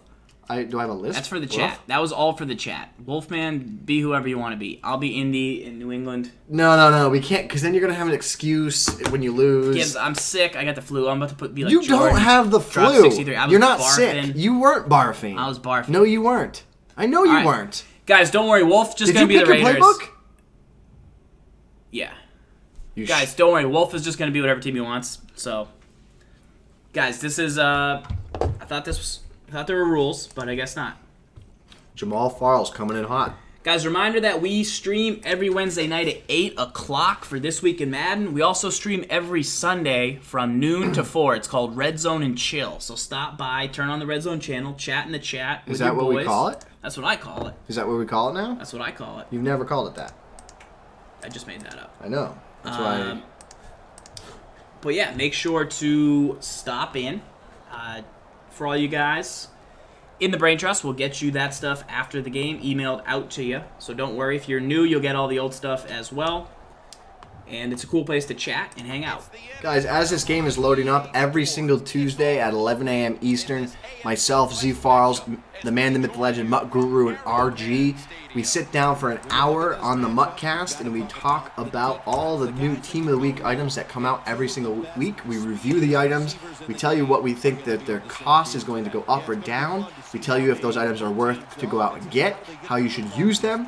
I put the link in the chat. You guys should check it out and see if it's something that interests you. Subscribe over on the channel at twitch.tv/EA Sports, and we get this game going. Let's go. Real quick, just for the record, I'm playing Wolfman. The first time we played this year, I was winning 14-7 or 10-7 and getting ball when my or S. Gibbs' big toe, we don't know who, accidentally... Guys, I got Toegate all under control, don't you worry. The only toe that's hitting this thing would be my toe. Allegedly shut off the power button. So then we played again with totally new teams, and I beat Wolf again. Oh, he's going gun 2 back on you. I hate this scheme. Definitely a run. Wolfman looks to be in the Philadelphia playbook. He's got a quick inside zone. Farles is going to have to do a lot of extra hot routes in order to stop this scheme here from Wolfman. So Farles is in the Colts offensive playbook. Yeah. You're in the New England Patriots defense. Let me know if you guys like it up there, because then you can see previous play, but if it gets in the way of the game, let me know. And Wolf is in the Philadelphia Eagles Marcel Reese offensive at tight end. Marcel Reese at tight end. Doesn't matter. Latavius Murray up the gut for about 2. We have our first third down of the game, 3rd and 5. Farles in the Big Dime 146 of the New England playbook. J Bones sub hype. Wolf again is in the Oakland Raiders black or white uniforms. Farles in the red Kansas City Chiefs uniforms for those watching at home. Wolf comes out in a gun ace twins. Throws a quick little dot over the middle of the field to his tight end. Doesn't get the first down. First big decision of the game on 4th and 3 for Wolf. In the Raider uniforms, because he could just pick whatever team he wants. In the Raider uniforms. Because there are no rules. So it looks like Wolf is going for it here on 4th and 3. Wolf needs this first down. If he doesn't get this, he's giving the ball back to Farles already in field goal range. Wolf comes out and gun flip trips Eagles. 4th and 3, calls to a pass. He hits the quick halfback stick route out of the backfield. No, Eagles verticals. That's a specific play Wolf labbed with an inside pass lead there to get the first down. You think he labbed it against flat zones and was like, this is a great read. I think so. 1st and 10. Farles not happy with that read by Wolf. Farles getting a little taste of his own medicine, making fun of Wolf, calling Wolf a bad player on that with that last read there. Wolf comes out and gun trips tight end, or gun trips, little motion, hits the swing out of the backfield. Farles, though, in man-to-man coverage, so poor read by Wolfman. Oh, zone coverage, Wolf.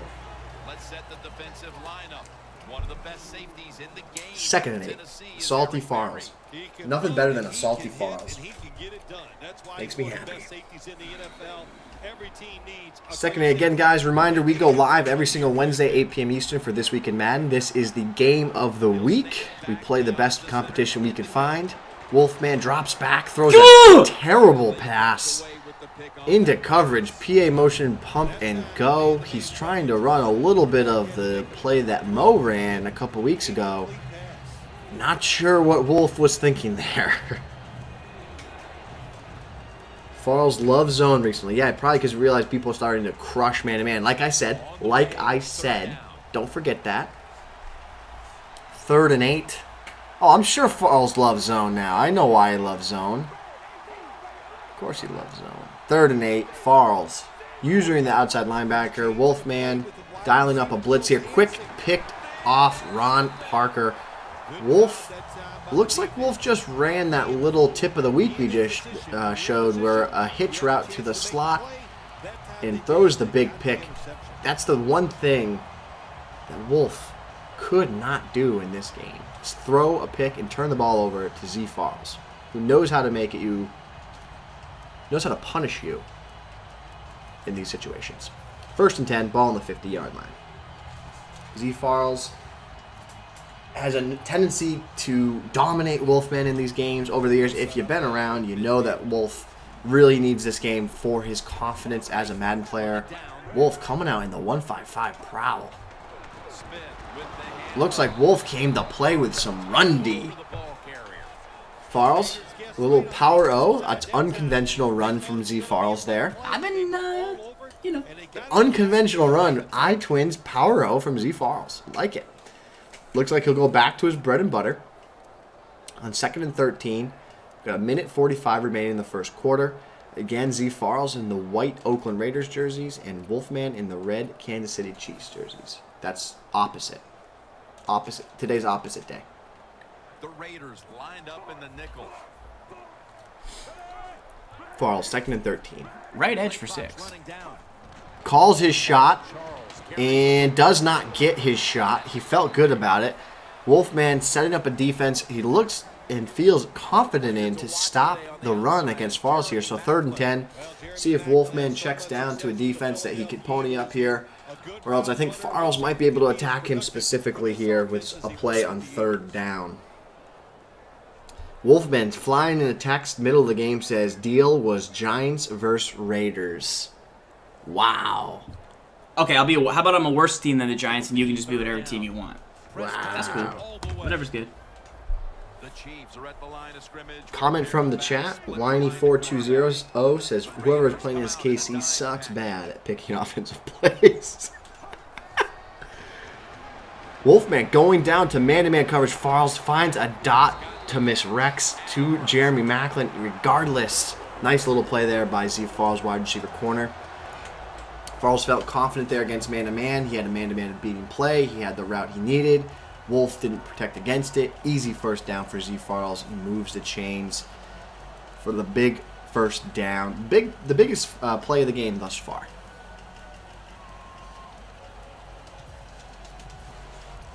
And the chat is going after Whiny420 in defense of ZFarls.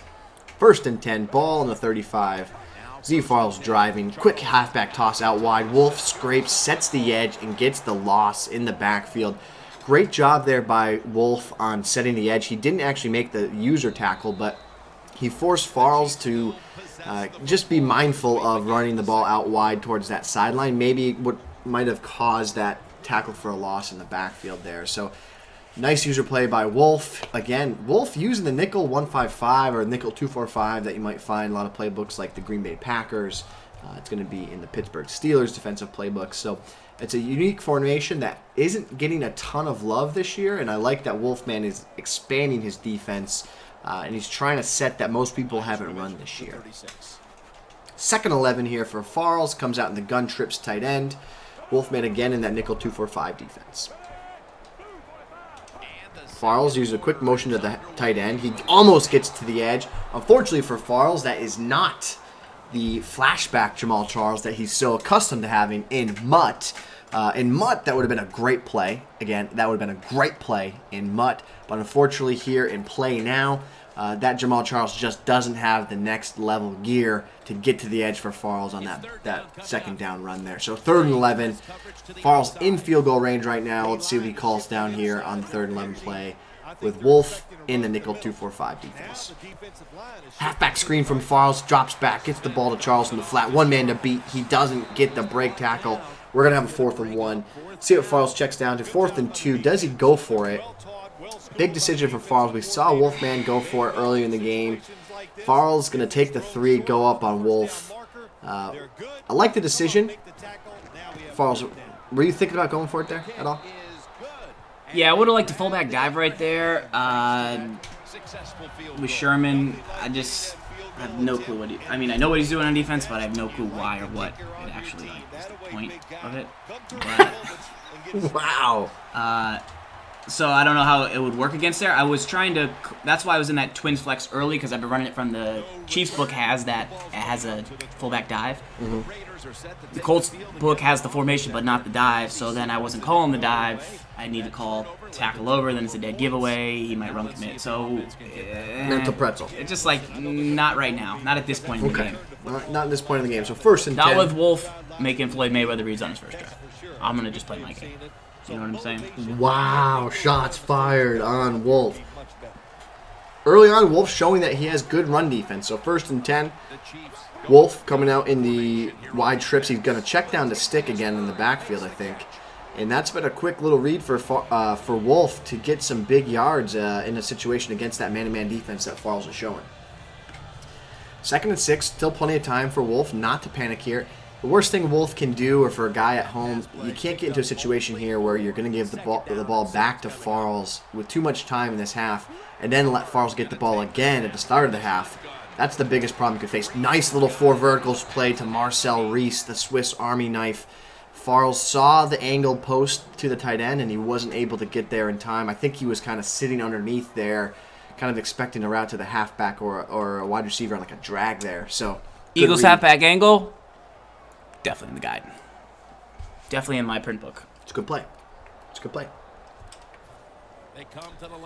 1st and 10, ball on the 42-yard line. Wolf coming back in that trips tight end offset. Farls, big dime 1-4-6, usering forward over the middle of the field. Play action fake, but Wolf, he's got crossing patterns. He hits the crossing pattern. Little juke to Marcel Reese down the sideline. Big gain for Mr. Wolfman. He's using Marcel Reese to his advantage, a guy that can do it all. He's got good run blocking skills. He's got good speed. He has the ability to catch the ball. He's the true definition of a multi-faceted player in Madden, and a guy that Farls really needs to pay attention to here, because it's the only guy right now that Wolf has any type of ability to get the ball to for positive yards. Wolf coming back out in that formation, quick inside zone. We get a block shed from Danny Michael DeVito, and Farls gets a big stop on 1st down. Wolf going no huddle, 2-minute warning. Let's go. Farls, you a little rattled by those 2 big plays right there by Wolf? Did you say big plays? That were big plays. Those were big plays. 2nd 11, ball on the 35, 2-minute warning. Farls motioning his linebacker into the left slot. We have Eric Berry, user up top. Wolf, he's going back 2-4 verts. He's got a quick flat read, but Farls sends hot cheddar fire blitz off that right edge. Cover 3, we show 2 from the nickel 5. Nickel 3-3-5 odd. 3rd and 11. Guys at home, you're in a play now game. The biggest thing you can't do right now in this spot, in this situation, you're in range to tie the game. The worst thing you could do is take a sack and get out of field goal range and not tie this ball game. So let's see what Wolf does here. Farls probably wants to make him feel uncomfortable in the pocket. He sends pressure off that right edge, rolling. He's going to hit a corner route over to the man, the legend, Amari Cooper. Big play by Wolfman from the high-low dig, and the gun trips Y offset. 1st and 10 for Wolfman. Wolfman making plays, buddy. Let's go. 1st and 10. Comes back out in a gun trip set. Marcel Reese, watch out for him. He's running the post. He's going to check down. Wolfman looks to scramble. Gets out of the pocket. Farls releases the hounds. Lives to fight another day. Good patience there by Wolf. Didn't force anything. Farls did a great job of user defending the post And the halfback, I think it's Roy Halou, didn't have enough route running to really shake the defender there in man coverage. So Wolf had really no options there. A nice throwaway by Wolf. 2nd and 10. Wolf coming out in gun trips tight end. Quick inside zone. Good user play by Farls. He blows up the run inside, forces Wolf to go outside where he has extra defenders, and Farls gets a stop for only 3 yards. Wolf goes back to no huddle. 3rd and 7. What's going to happen on this play? Farls sets a pressure up off the right edge. Wolf checks down, gun trips tight end, quick slant to Marcel Reese. This has been a theme of this game. Farls has no answer for Marcel Reese at this point in the game. If he wants to win this game, he's going to do everything in his power to stop that Marcel Reese quick slant over the middle of the field. Right now, ball on the 5-yard line. This was a big talking point earlier in the show. On both sides of the ball, how do you stop someone on the 5-yard line in the red zone, and what play should I go to in the on the 5-yard line? Plays like fullback dive, plays like halfback screen. See if Wolf was watching the show, paid attention at all. Motion inside, he runs halfback base, he gets wide, he gets outside, and he gets the touchdown up 7-3. Huge drive by Wolfman. Farls had a specific defense to stop an inside run. Wolfman makes the adjustment. He might have been next level there and said, okay, I know Farls probably going to check down to a defense that can shut down fullback dives, inside zones up the middle, and checked over to a halfback power O, which has a pulling guard, kicks you out wide, helps you get to the edge for the touchdown. Wolfman in ZFarls' head. Niall Davis gets to the edge and unable to shake. Farls still in a commanding position here with 2 timeouts, 58 seconds. He's got the horses to move down the field here, at least get 3, if not a touchdown, and get the ball at half. And if he can put together a drive here for 7, a drive to open the 3rd quarter for 7, the game would most likely be over at that point for Wolfman. Wolfman would not be able to recover from that. So a lot on the line right now for both Wolf and ZFarls in this game. Farls comes out in the gun trips formation. Wolf showing a press look with a safety up in the box for run support. Farls making some adjustments hot route wise. Snap of the ball, we get a 4 verticals look, a quick drag underneath with a crossing pattern over the middle field. Farls checks down, gets the 7-yard gain, goes no huddle. Now we have a 2nd and 5 situation. Wolf showing 2 high safety look, setting up the inside zone D. Farls checks down to the double P. Quick juke, Niall Davis breaks a tackle, goes down the sideline, gets out of bounds. Huge play for Farls. The clock is running, ball on the 47. Farls not happy that the clock is still running. 33 seconds to go here. Again, gun trips formation. Wolf setting up inside zone D. Farls making a couple high routes. Again, goes back to the route combination. Underneath patterns, post over the middle of the field. Great playmaker by Farls. Wolf is there to defend against it. Playmaker again by Farls. And this is just a waiting man game now. Farls trying to scramble, make a play, and he gets the sack. Wolfman, good defense by Wolfman there.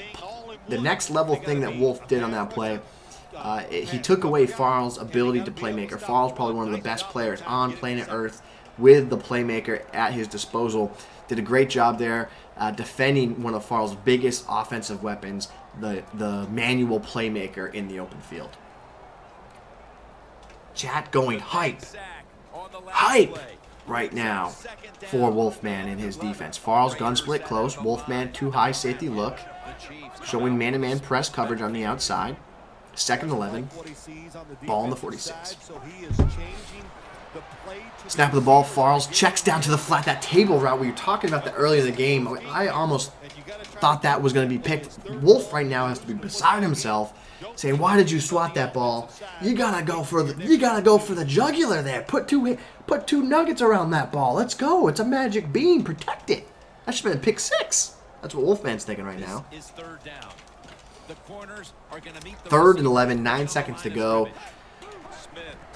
Again, man-to-man coverage from Wolf. He gets to the flat. Travis Kelce breaks a tackle, gets to the sideline. No, the clock runs. Farls has to waste his last timeout, and we're going to get a chuck up downfield here. See if we can get some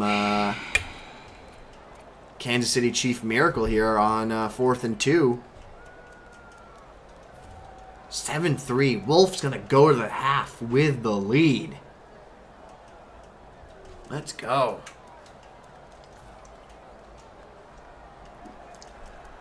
4th and 2. Wolf, even with the early turnover, still able to put together a great drive to get the lead. Farls has played well. There hasn't been too many mistakes in this game outside that one pick, but Farls going to go for a chuck aggressive catch downfield here. He's got a one-on-one situation to Travis Kelce. Go up top one time for me. But it's picked off. You got to like that matchup there. Travis Kelce got behind the safety. Dominated by the defenses. We've got a close one on our hands, friends. We'll send it out to Larry. Farls not talking. It's okay. Chat is going for the upset hype. Road Sodas, if you think I'm not yelling put 2 nuggets around the ball on Sunday, you are nuts. Right there, Gibbs kick by Wolf. Farls thought he had the sideline, but he's going to give him early position. That's one thing that Farls feels like he had an advantage here is if Wolf, he didn't say this, but I know he's thinking, if Wolf can give him the ball with the Gibbs kick at the 40-yard line, that's a big advantage for Farls in this game. So again, the 2-4-5 look, the psycho defense from Wolf. Farls, quick inside zone, gets off the edge. Niall Davis, quick juke inside. He could be going, boys and girls. He had the ability to flick the right stick down. I think it caught him off surprise a little bit there, but Niall Davis shaking and baking in the backfield. Interesting, we don't see Jamal Farls in the game right now, but let's see what happens here. 1st and 10. Farls making some hot route adjustments. 1st and 10. Snap. He's got the 4 verticals. He's got the underneath crossing patterns. He has RB wide open in the flat. Great advanced play right there by Farls. Instead of going for possession, it was queued up as a possession catch. Farls clicks on, goes for the rack catch. It's able to give him 9 extra yards there to get to a 2nd and inches. That's really important for you guys at home. You can't always let the game catch for you. In certain instances, you have to know when to rack and when to go to possession. 2nd and inches, Farls gives the ball to Anthony Sherman. Tank gets the 1st down. Not happy, that reaction. You can see he felt like he had a path maybe to get 1,000,000 yards, but he got the block shed tackle there for only about a buck and a quarter for the 1st down. Farls gone split close. 1st and 10. As the flat open to Kelce, can he stay in bounds? He racked it, but wasn't able to stay in bounds to get an extra couple yards. 2nd and 5, so still a positive play for Farls there, as Wolf shows a cover 4 look this time from the nickel 2-4-5 Seiko.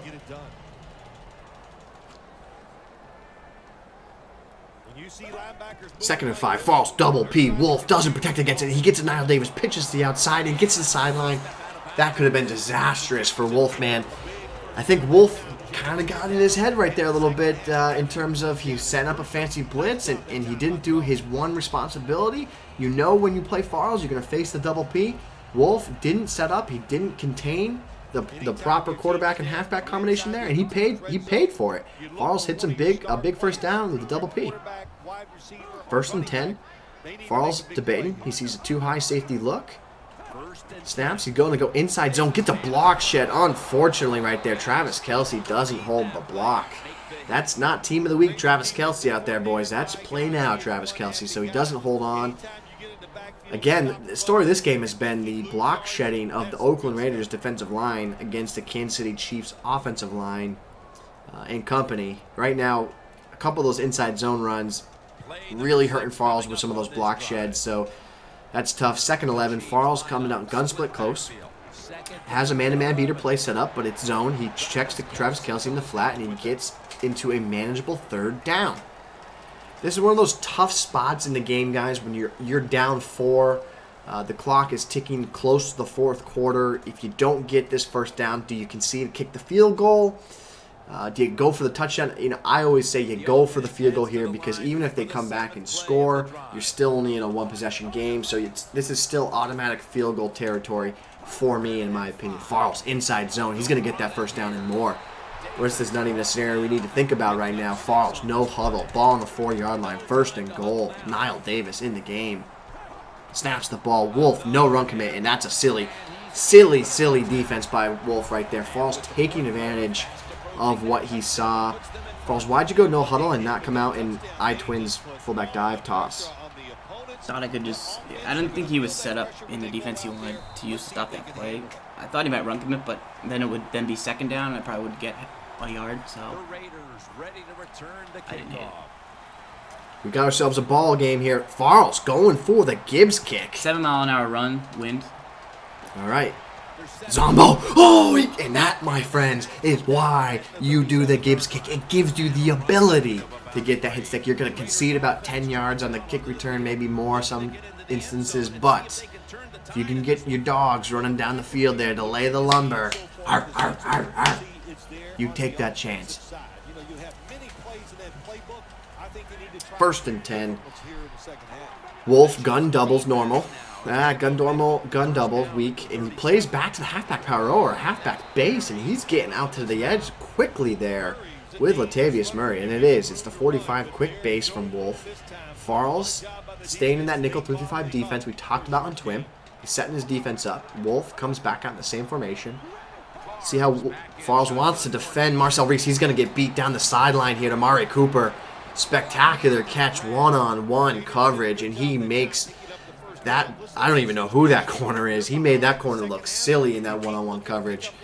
1st and 10. Big play for Wolf. Running 4 dirticals. Not the 4 dirticals you're used to seeing, but the old-fashioned 4 dirticals.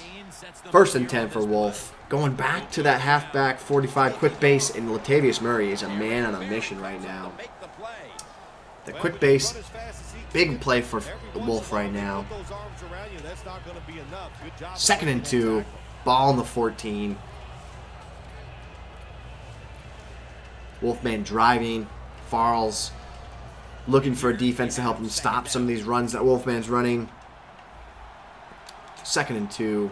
Brings a safety up in the box. Control with Johnson. Wolf checking down to the flat. He's scramble. Farls, aggressive defense. Drops back. Great play by ZFarls. That, ladies and gentlemen, is how you play user defense. Next level defensive user skill right there.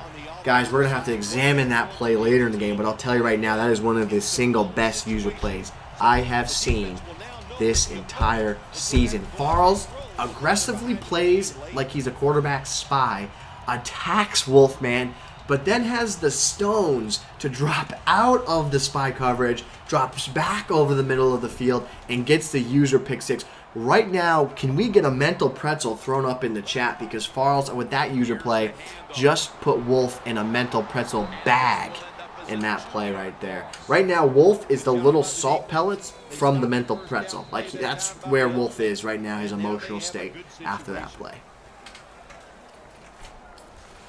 Farls is even a little shook. Again, the story of this game, though, has been Farls not really been able to run the inside zone very, very effectively outside of the touchdown runs. So let's see if Wolf keeps showing that he's got the run defense set up. 2nd and 13. Here we are, 4 verticals. Quick under pattern here to Avant. He doesn't shake the tackle. We need a little bit of shake and bake Ricky Bobby on that play, but we don't get it. 3rd and 8. Big spot here for both guys. Both want to get the. Wolf wants to stop on 3rd and 8. Gets him a good spot to come back down, drive, potentially get the game-winning touchdown. Farls, gun split close. 1 safety up in the box. Farls has something to say. Touchdown, Jamal Charles. Touchdown, Jamal Farls. Calling a shot. It's gonna get picked, brother. How is he not faster than those guys? He's like 92 speed, bro. How's he not faster than those guys? He's Jamal Charles. Have some pride. He's Jamal Farls. Do you not have any pride? 4th and 8. Do you have pride? That's the question. If you had any stones, I would go for it. I probably should go for it, but all right. Here it is. 4th and 8. Farls punting, giving the ball back to Wolf. Unless he surprises us here and goes for a fake punt. Yeah, real wise guy. See, Farls with the Farls punt, and it looks like to be a beauty. Oh, Wolfman with some user skill of his own. Clicks on, gets the kick returner over there. Maybe got a little lucky on that, but aggressive play with Taiwan Jones. 1st and 10, ball in the 45. Wolf needs about 25 yards, 45, 15 yards here, probably 15 to 17 yards to get in field goal range. So 1st and 10. Farls showing a cover 4 sky look, coverage-wise. And he dumps it off to the flat for a quick 7-yard gain. 2nd and 3. Farls and the Mike Scrape 3 press defense. Wolf, strong flood. Oldie but a goodie. Haven't really seen a lot of guys use that play very effectively this year. Wolfman showing the depth of his playbook in this game. He's used a lot of different formations. Comes out 2nd and 3. There's the flip trip eagle. Run right. Flip trip eagle again. Farls calling his shot. He comes off the right edge and gets the first down for more. Spin move. First down, Wolf. Farls calling the run there, but still not able to get into position to get the stop. 1st and 10. Ball on the 31. Farls sliding Tom Ali out off the left edge. Wolf making a couple hot routes. Goes to inside zone. Cuts off the right edge. And doesn't have the agility that Latavius Murray to cut the run back inside. We're going no huddle. Let's get on our horse here. Let's saddle up, boys. 2nd 11. Farls. Too high look. 2 men under defense. And we get a free rusher from Justin Houston through the B gap. Hey, that was a potential block shed, but 3rd and 11.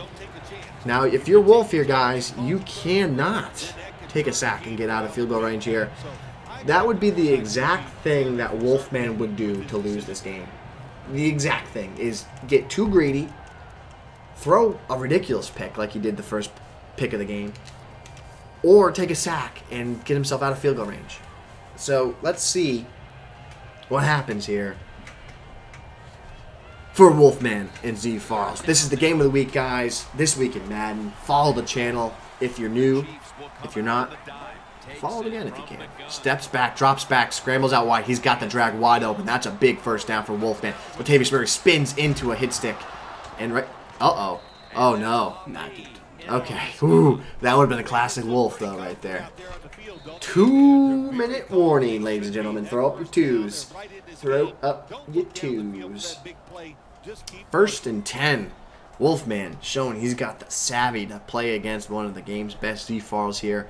Might run commit. On the game of the week. Farls calling his shot here. He says he might run commit here on 1st and 10. Wolf showing that gun weak double formation, and good thing he doesn't run commit. He throws a stick to the flat anyways, and Farls not happy about it. But you know what? He still stopped them for 2 yards, and that's all you can hope for in that situation. So poor read by Wolf. 2nd and 8. Ball on the 14. Clock is ticking. 1:45, 29 seconds on the play clock here. Farls sets his defense up. Cover 2 style. He's got the play action. He's got the middle of the field wide open for a touchdown. That's the lead right there for Wolfman. Great little play by Wolf. Farls did a nice job conceding, going underneath to defend the Swiss Army knife. Marcel Reese, who has been crushing him all game. Was that a factor there? Did you see Marcel Reese and think he's going to Reese? I got to drop down and go after him. And he left the up top read there. Unconventional play by Wolf also may have been a factor in that play. But right now, we need a GOTW drive for ZFarls. Down 4, doesn't need a field goal, needs a touchdown. Don't want a touchdown, need a touchdown. Niall Davis with a shake and bake up the middle of the field. Gets to the 27-yard line. All 3 timeouts at his disposal. Minute 32 on the clock. Wolfman in the Oakland Raiders white. ZFarls in the Kansas City Chiefs red. We are driving here on the game of the week. Final drive of the game. Chat is throwing up their 4th quarter Farls. 1st and 10. Farls split close. He's got the corner out open, and that's he drops the ball. That was a hook zone defending that. That's a great little play right there by Wolf, sending some pressure, but Farls thought he had the read open, not able to convert for the first down. That would have been a big play to start the drive here. So 2nd and 10, Farls halfback wheel. Wolf usering. He releases the hounds. Farls not able to get the playmaker off in time. Now we're 3rd and 10. So Wolf, the 2-4-5 double loop 3. Wolf D. Wolfman is putting all of us in mental pretzel right now. 3rd and 10. Ball on the 27. Still all 3 timeouts. You got to treat this like you got another down to live here. You only need a couple yards here to get a manageable 4th down. Farls, great little playmaker there. Playmakers again. He doesn't have anyone open. He just chucks it up, and he gets the catch by Jason. Big hands Avant with the great catch in traffic, and that's why you get a guy like Avant on your team, because he's got good catch in traffic. 4th quarter Farls showing why there is an emoji for 4th quarter Farls, ladies and gentlemen. Guy's got 9 lives. 1st and 10. Wolf showing great user control against this formation here. Wolf releases the hounds. Farls throws it away. Savvy throw away there by Farls.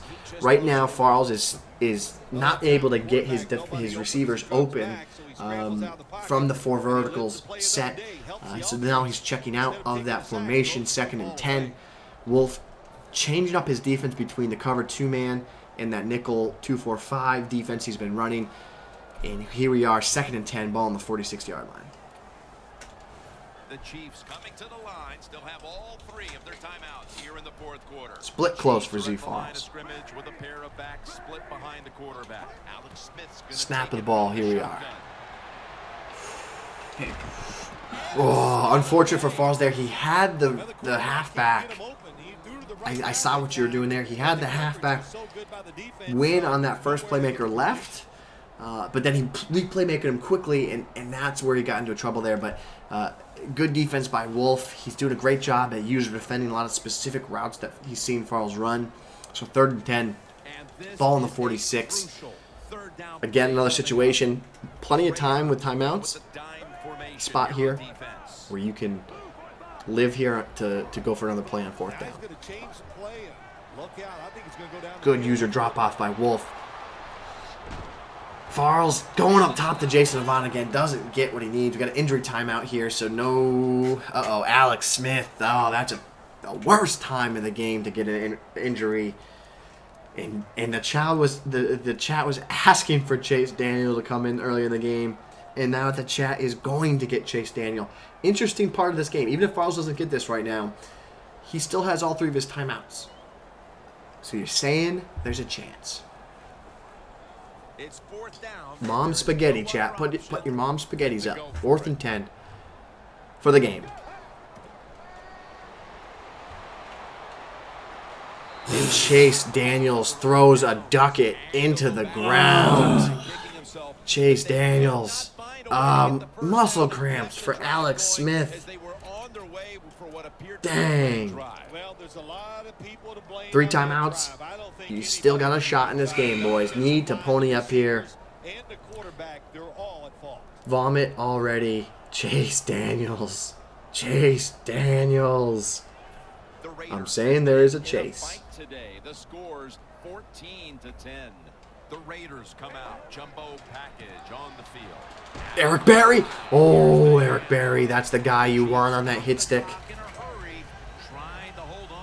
That's 1 hit stick by Farls right now on this drive. Let's see if he gets another. Wolf coming out in goal line. Farls playing aggressive defense. He's got to. Ronnie Parker, fullback dive inside to the 49. That's going to do it. 1st down to Owawali. Oh, 3rd and 1. It's 3rd and 1. There's still a shot here, boys.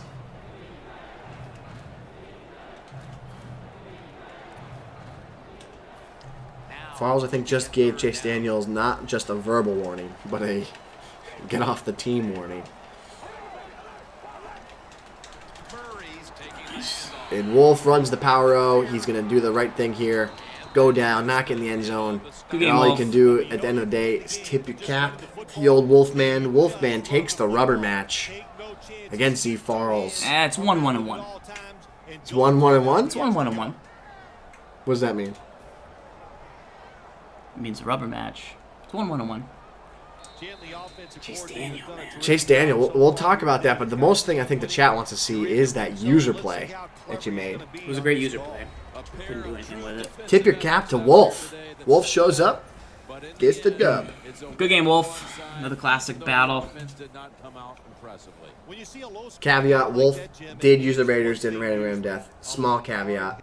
The toe gate equals a tie. That's what the chat say, Al. You are. For Phil Simms and all the So we'll crew, take a look at Jim some Nance of the saying so post-game carnage report here. Go back to that one user play. Specifically, we can talk about the rest of the game. I think go back up to the top. Derek Johnson. Right there, yeah. This great play. Walk us through what happened. So user in the middle. I had a spy on the left side of the screen, but when he rolled to the right, I didn't think the spy would get over there. So then I was trying to track the play, trying to bluff him, and then get back to Crabtree right there. And just able to get... After that happened... After the first cross, he can't throw there. So now I'm on Crab, and now he's at least going to throw that into there. Now he's going to throw there.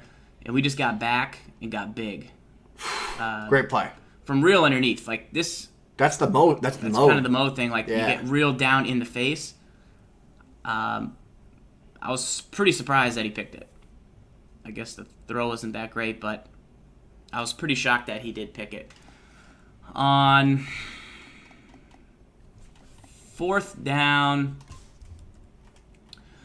what I wanted was Charles on a slant, Macklin on a slant. He's got good route running. He gets the separation on the slant across the middle. You'll see he does get the room across his man. I'm got my feet set in the pocket. Step up, make the throw, and just throw it like a mile too wide. So that you had the right idea. You know, if that was if he looked like he had enough separation where he would have caught that and not like got the like a tackle animation where he could potentially dropped it. Like it looked like he was at enough separation where he caught it. You could have racked it, called a timeout. Yeah. Live to fight another day. What else did Wolf do in that game? He stopped the run pretty well. So I wanted to run the ball more. I also thought I would have a chance to beat him deep with Charles a couple times if I could just get the matchup I wanted, but Charles didn't really have the speed to get the separation that I expected. But yeah, the run got stopped pretty well. All block sheds early on. Unconventional nickel 245 psycho. Did that rattle you at all? Did it give you a different alignment that you're not used to seeing? I mean, felt like I could still run. I mean, I've seen a lot of defenses. Felt like I would be able to run pretty well. But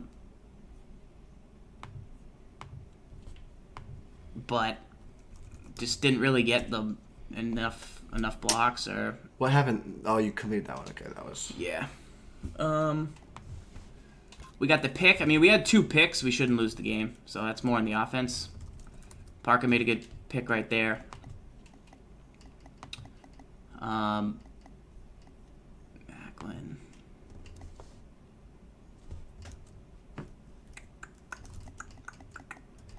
Yeah, his touchdown pass was good. I definitely went to Reese underneath, and then he threw behind me. I just can't... I'm pretty frustrated I didn't get any...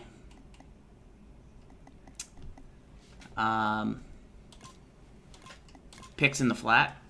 So yeah, a couple of those stick routes no, maybe not there. So yeah, I did use a short here, and then he threw behind, which was good. Good play. But on this 2-yard pass was cover 2, shaded underneath, stick route. Needed it. You needed it. I just don't need 2 yards.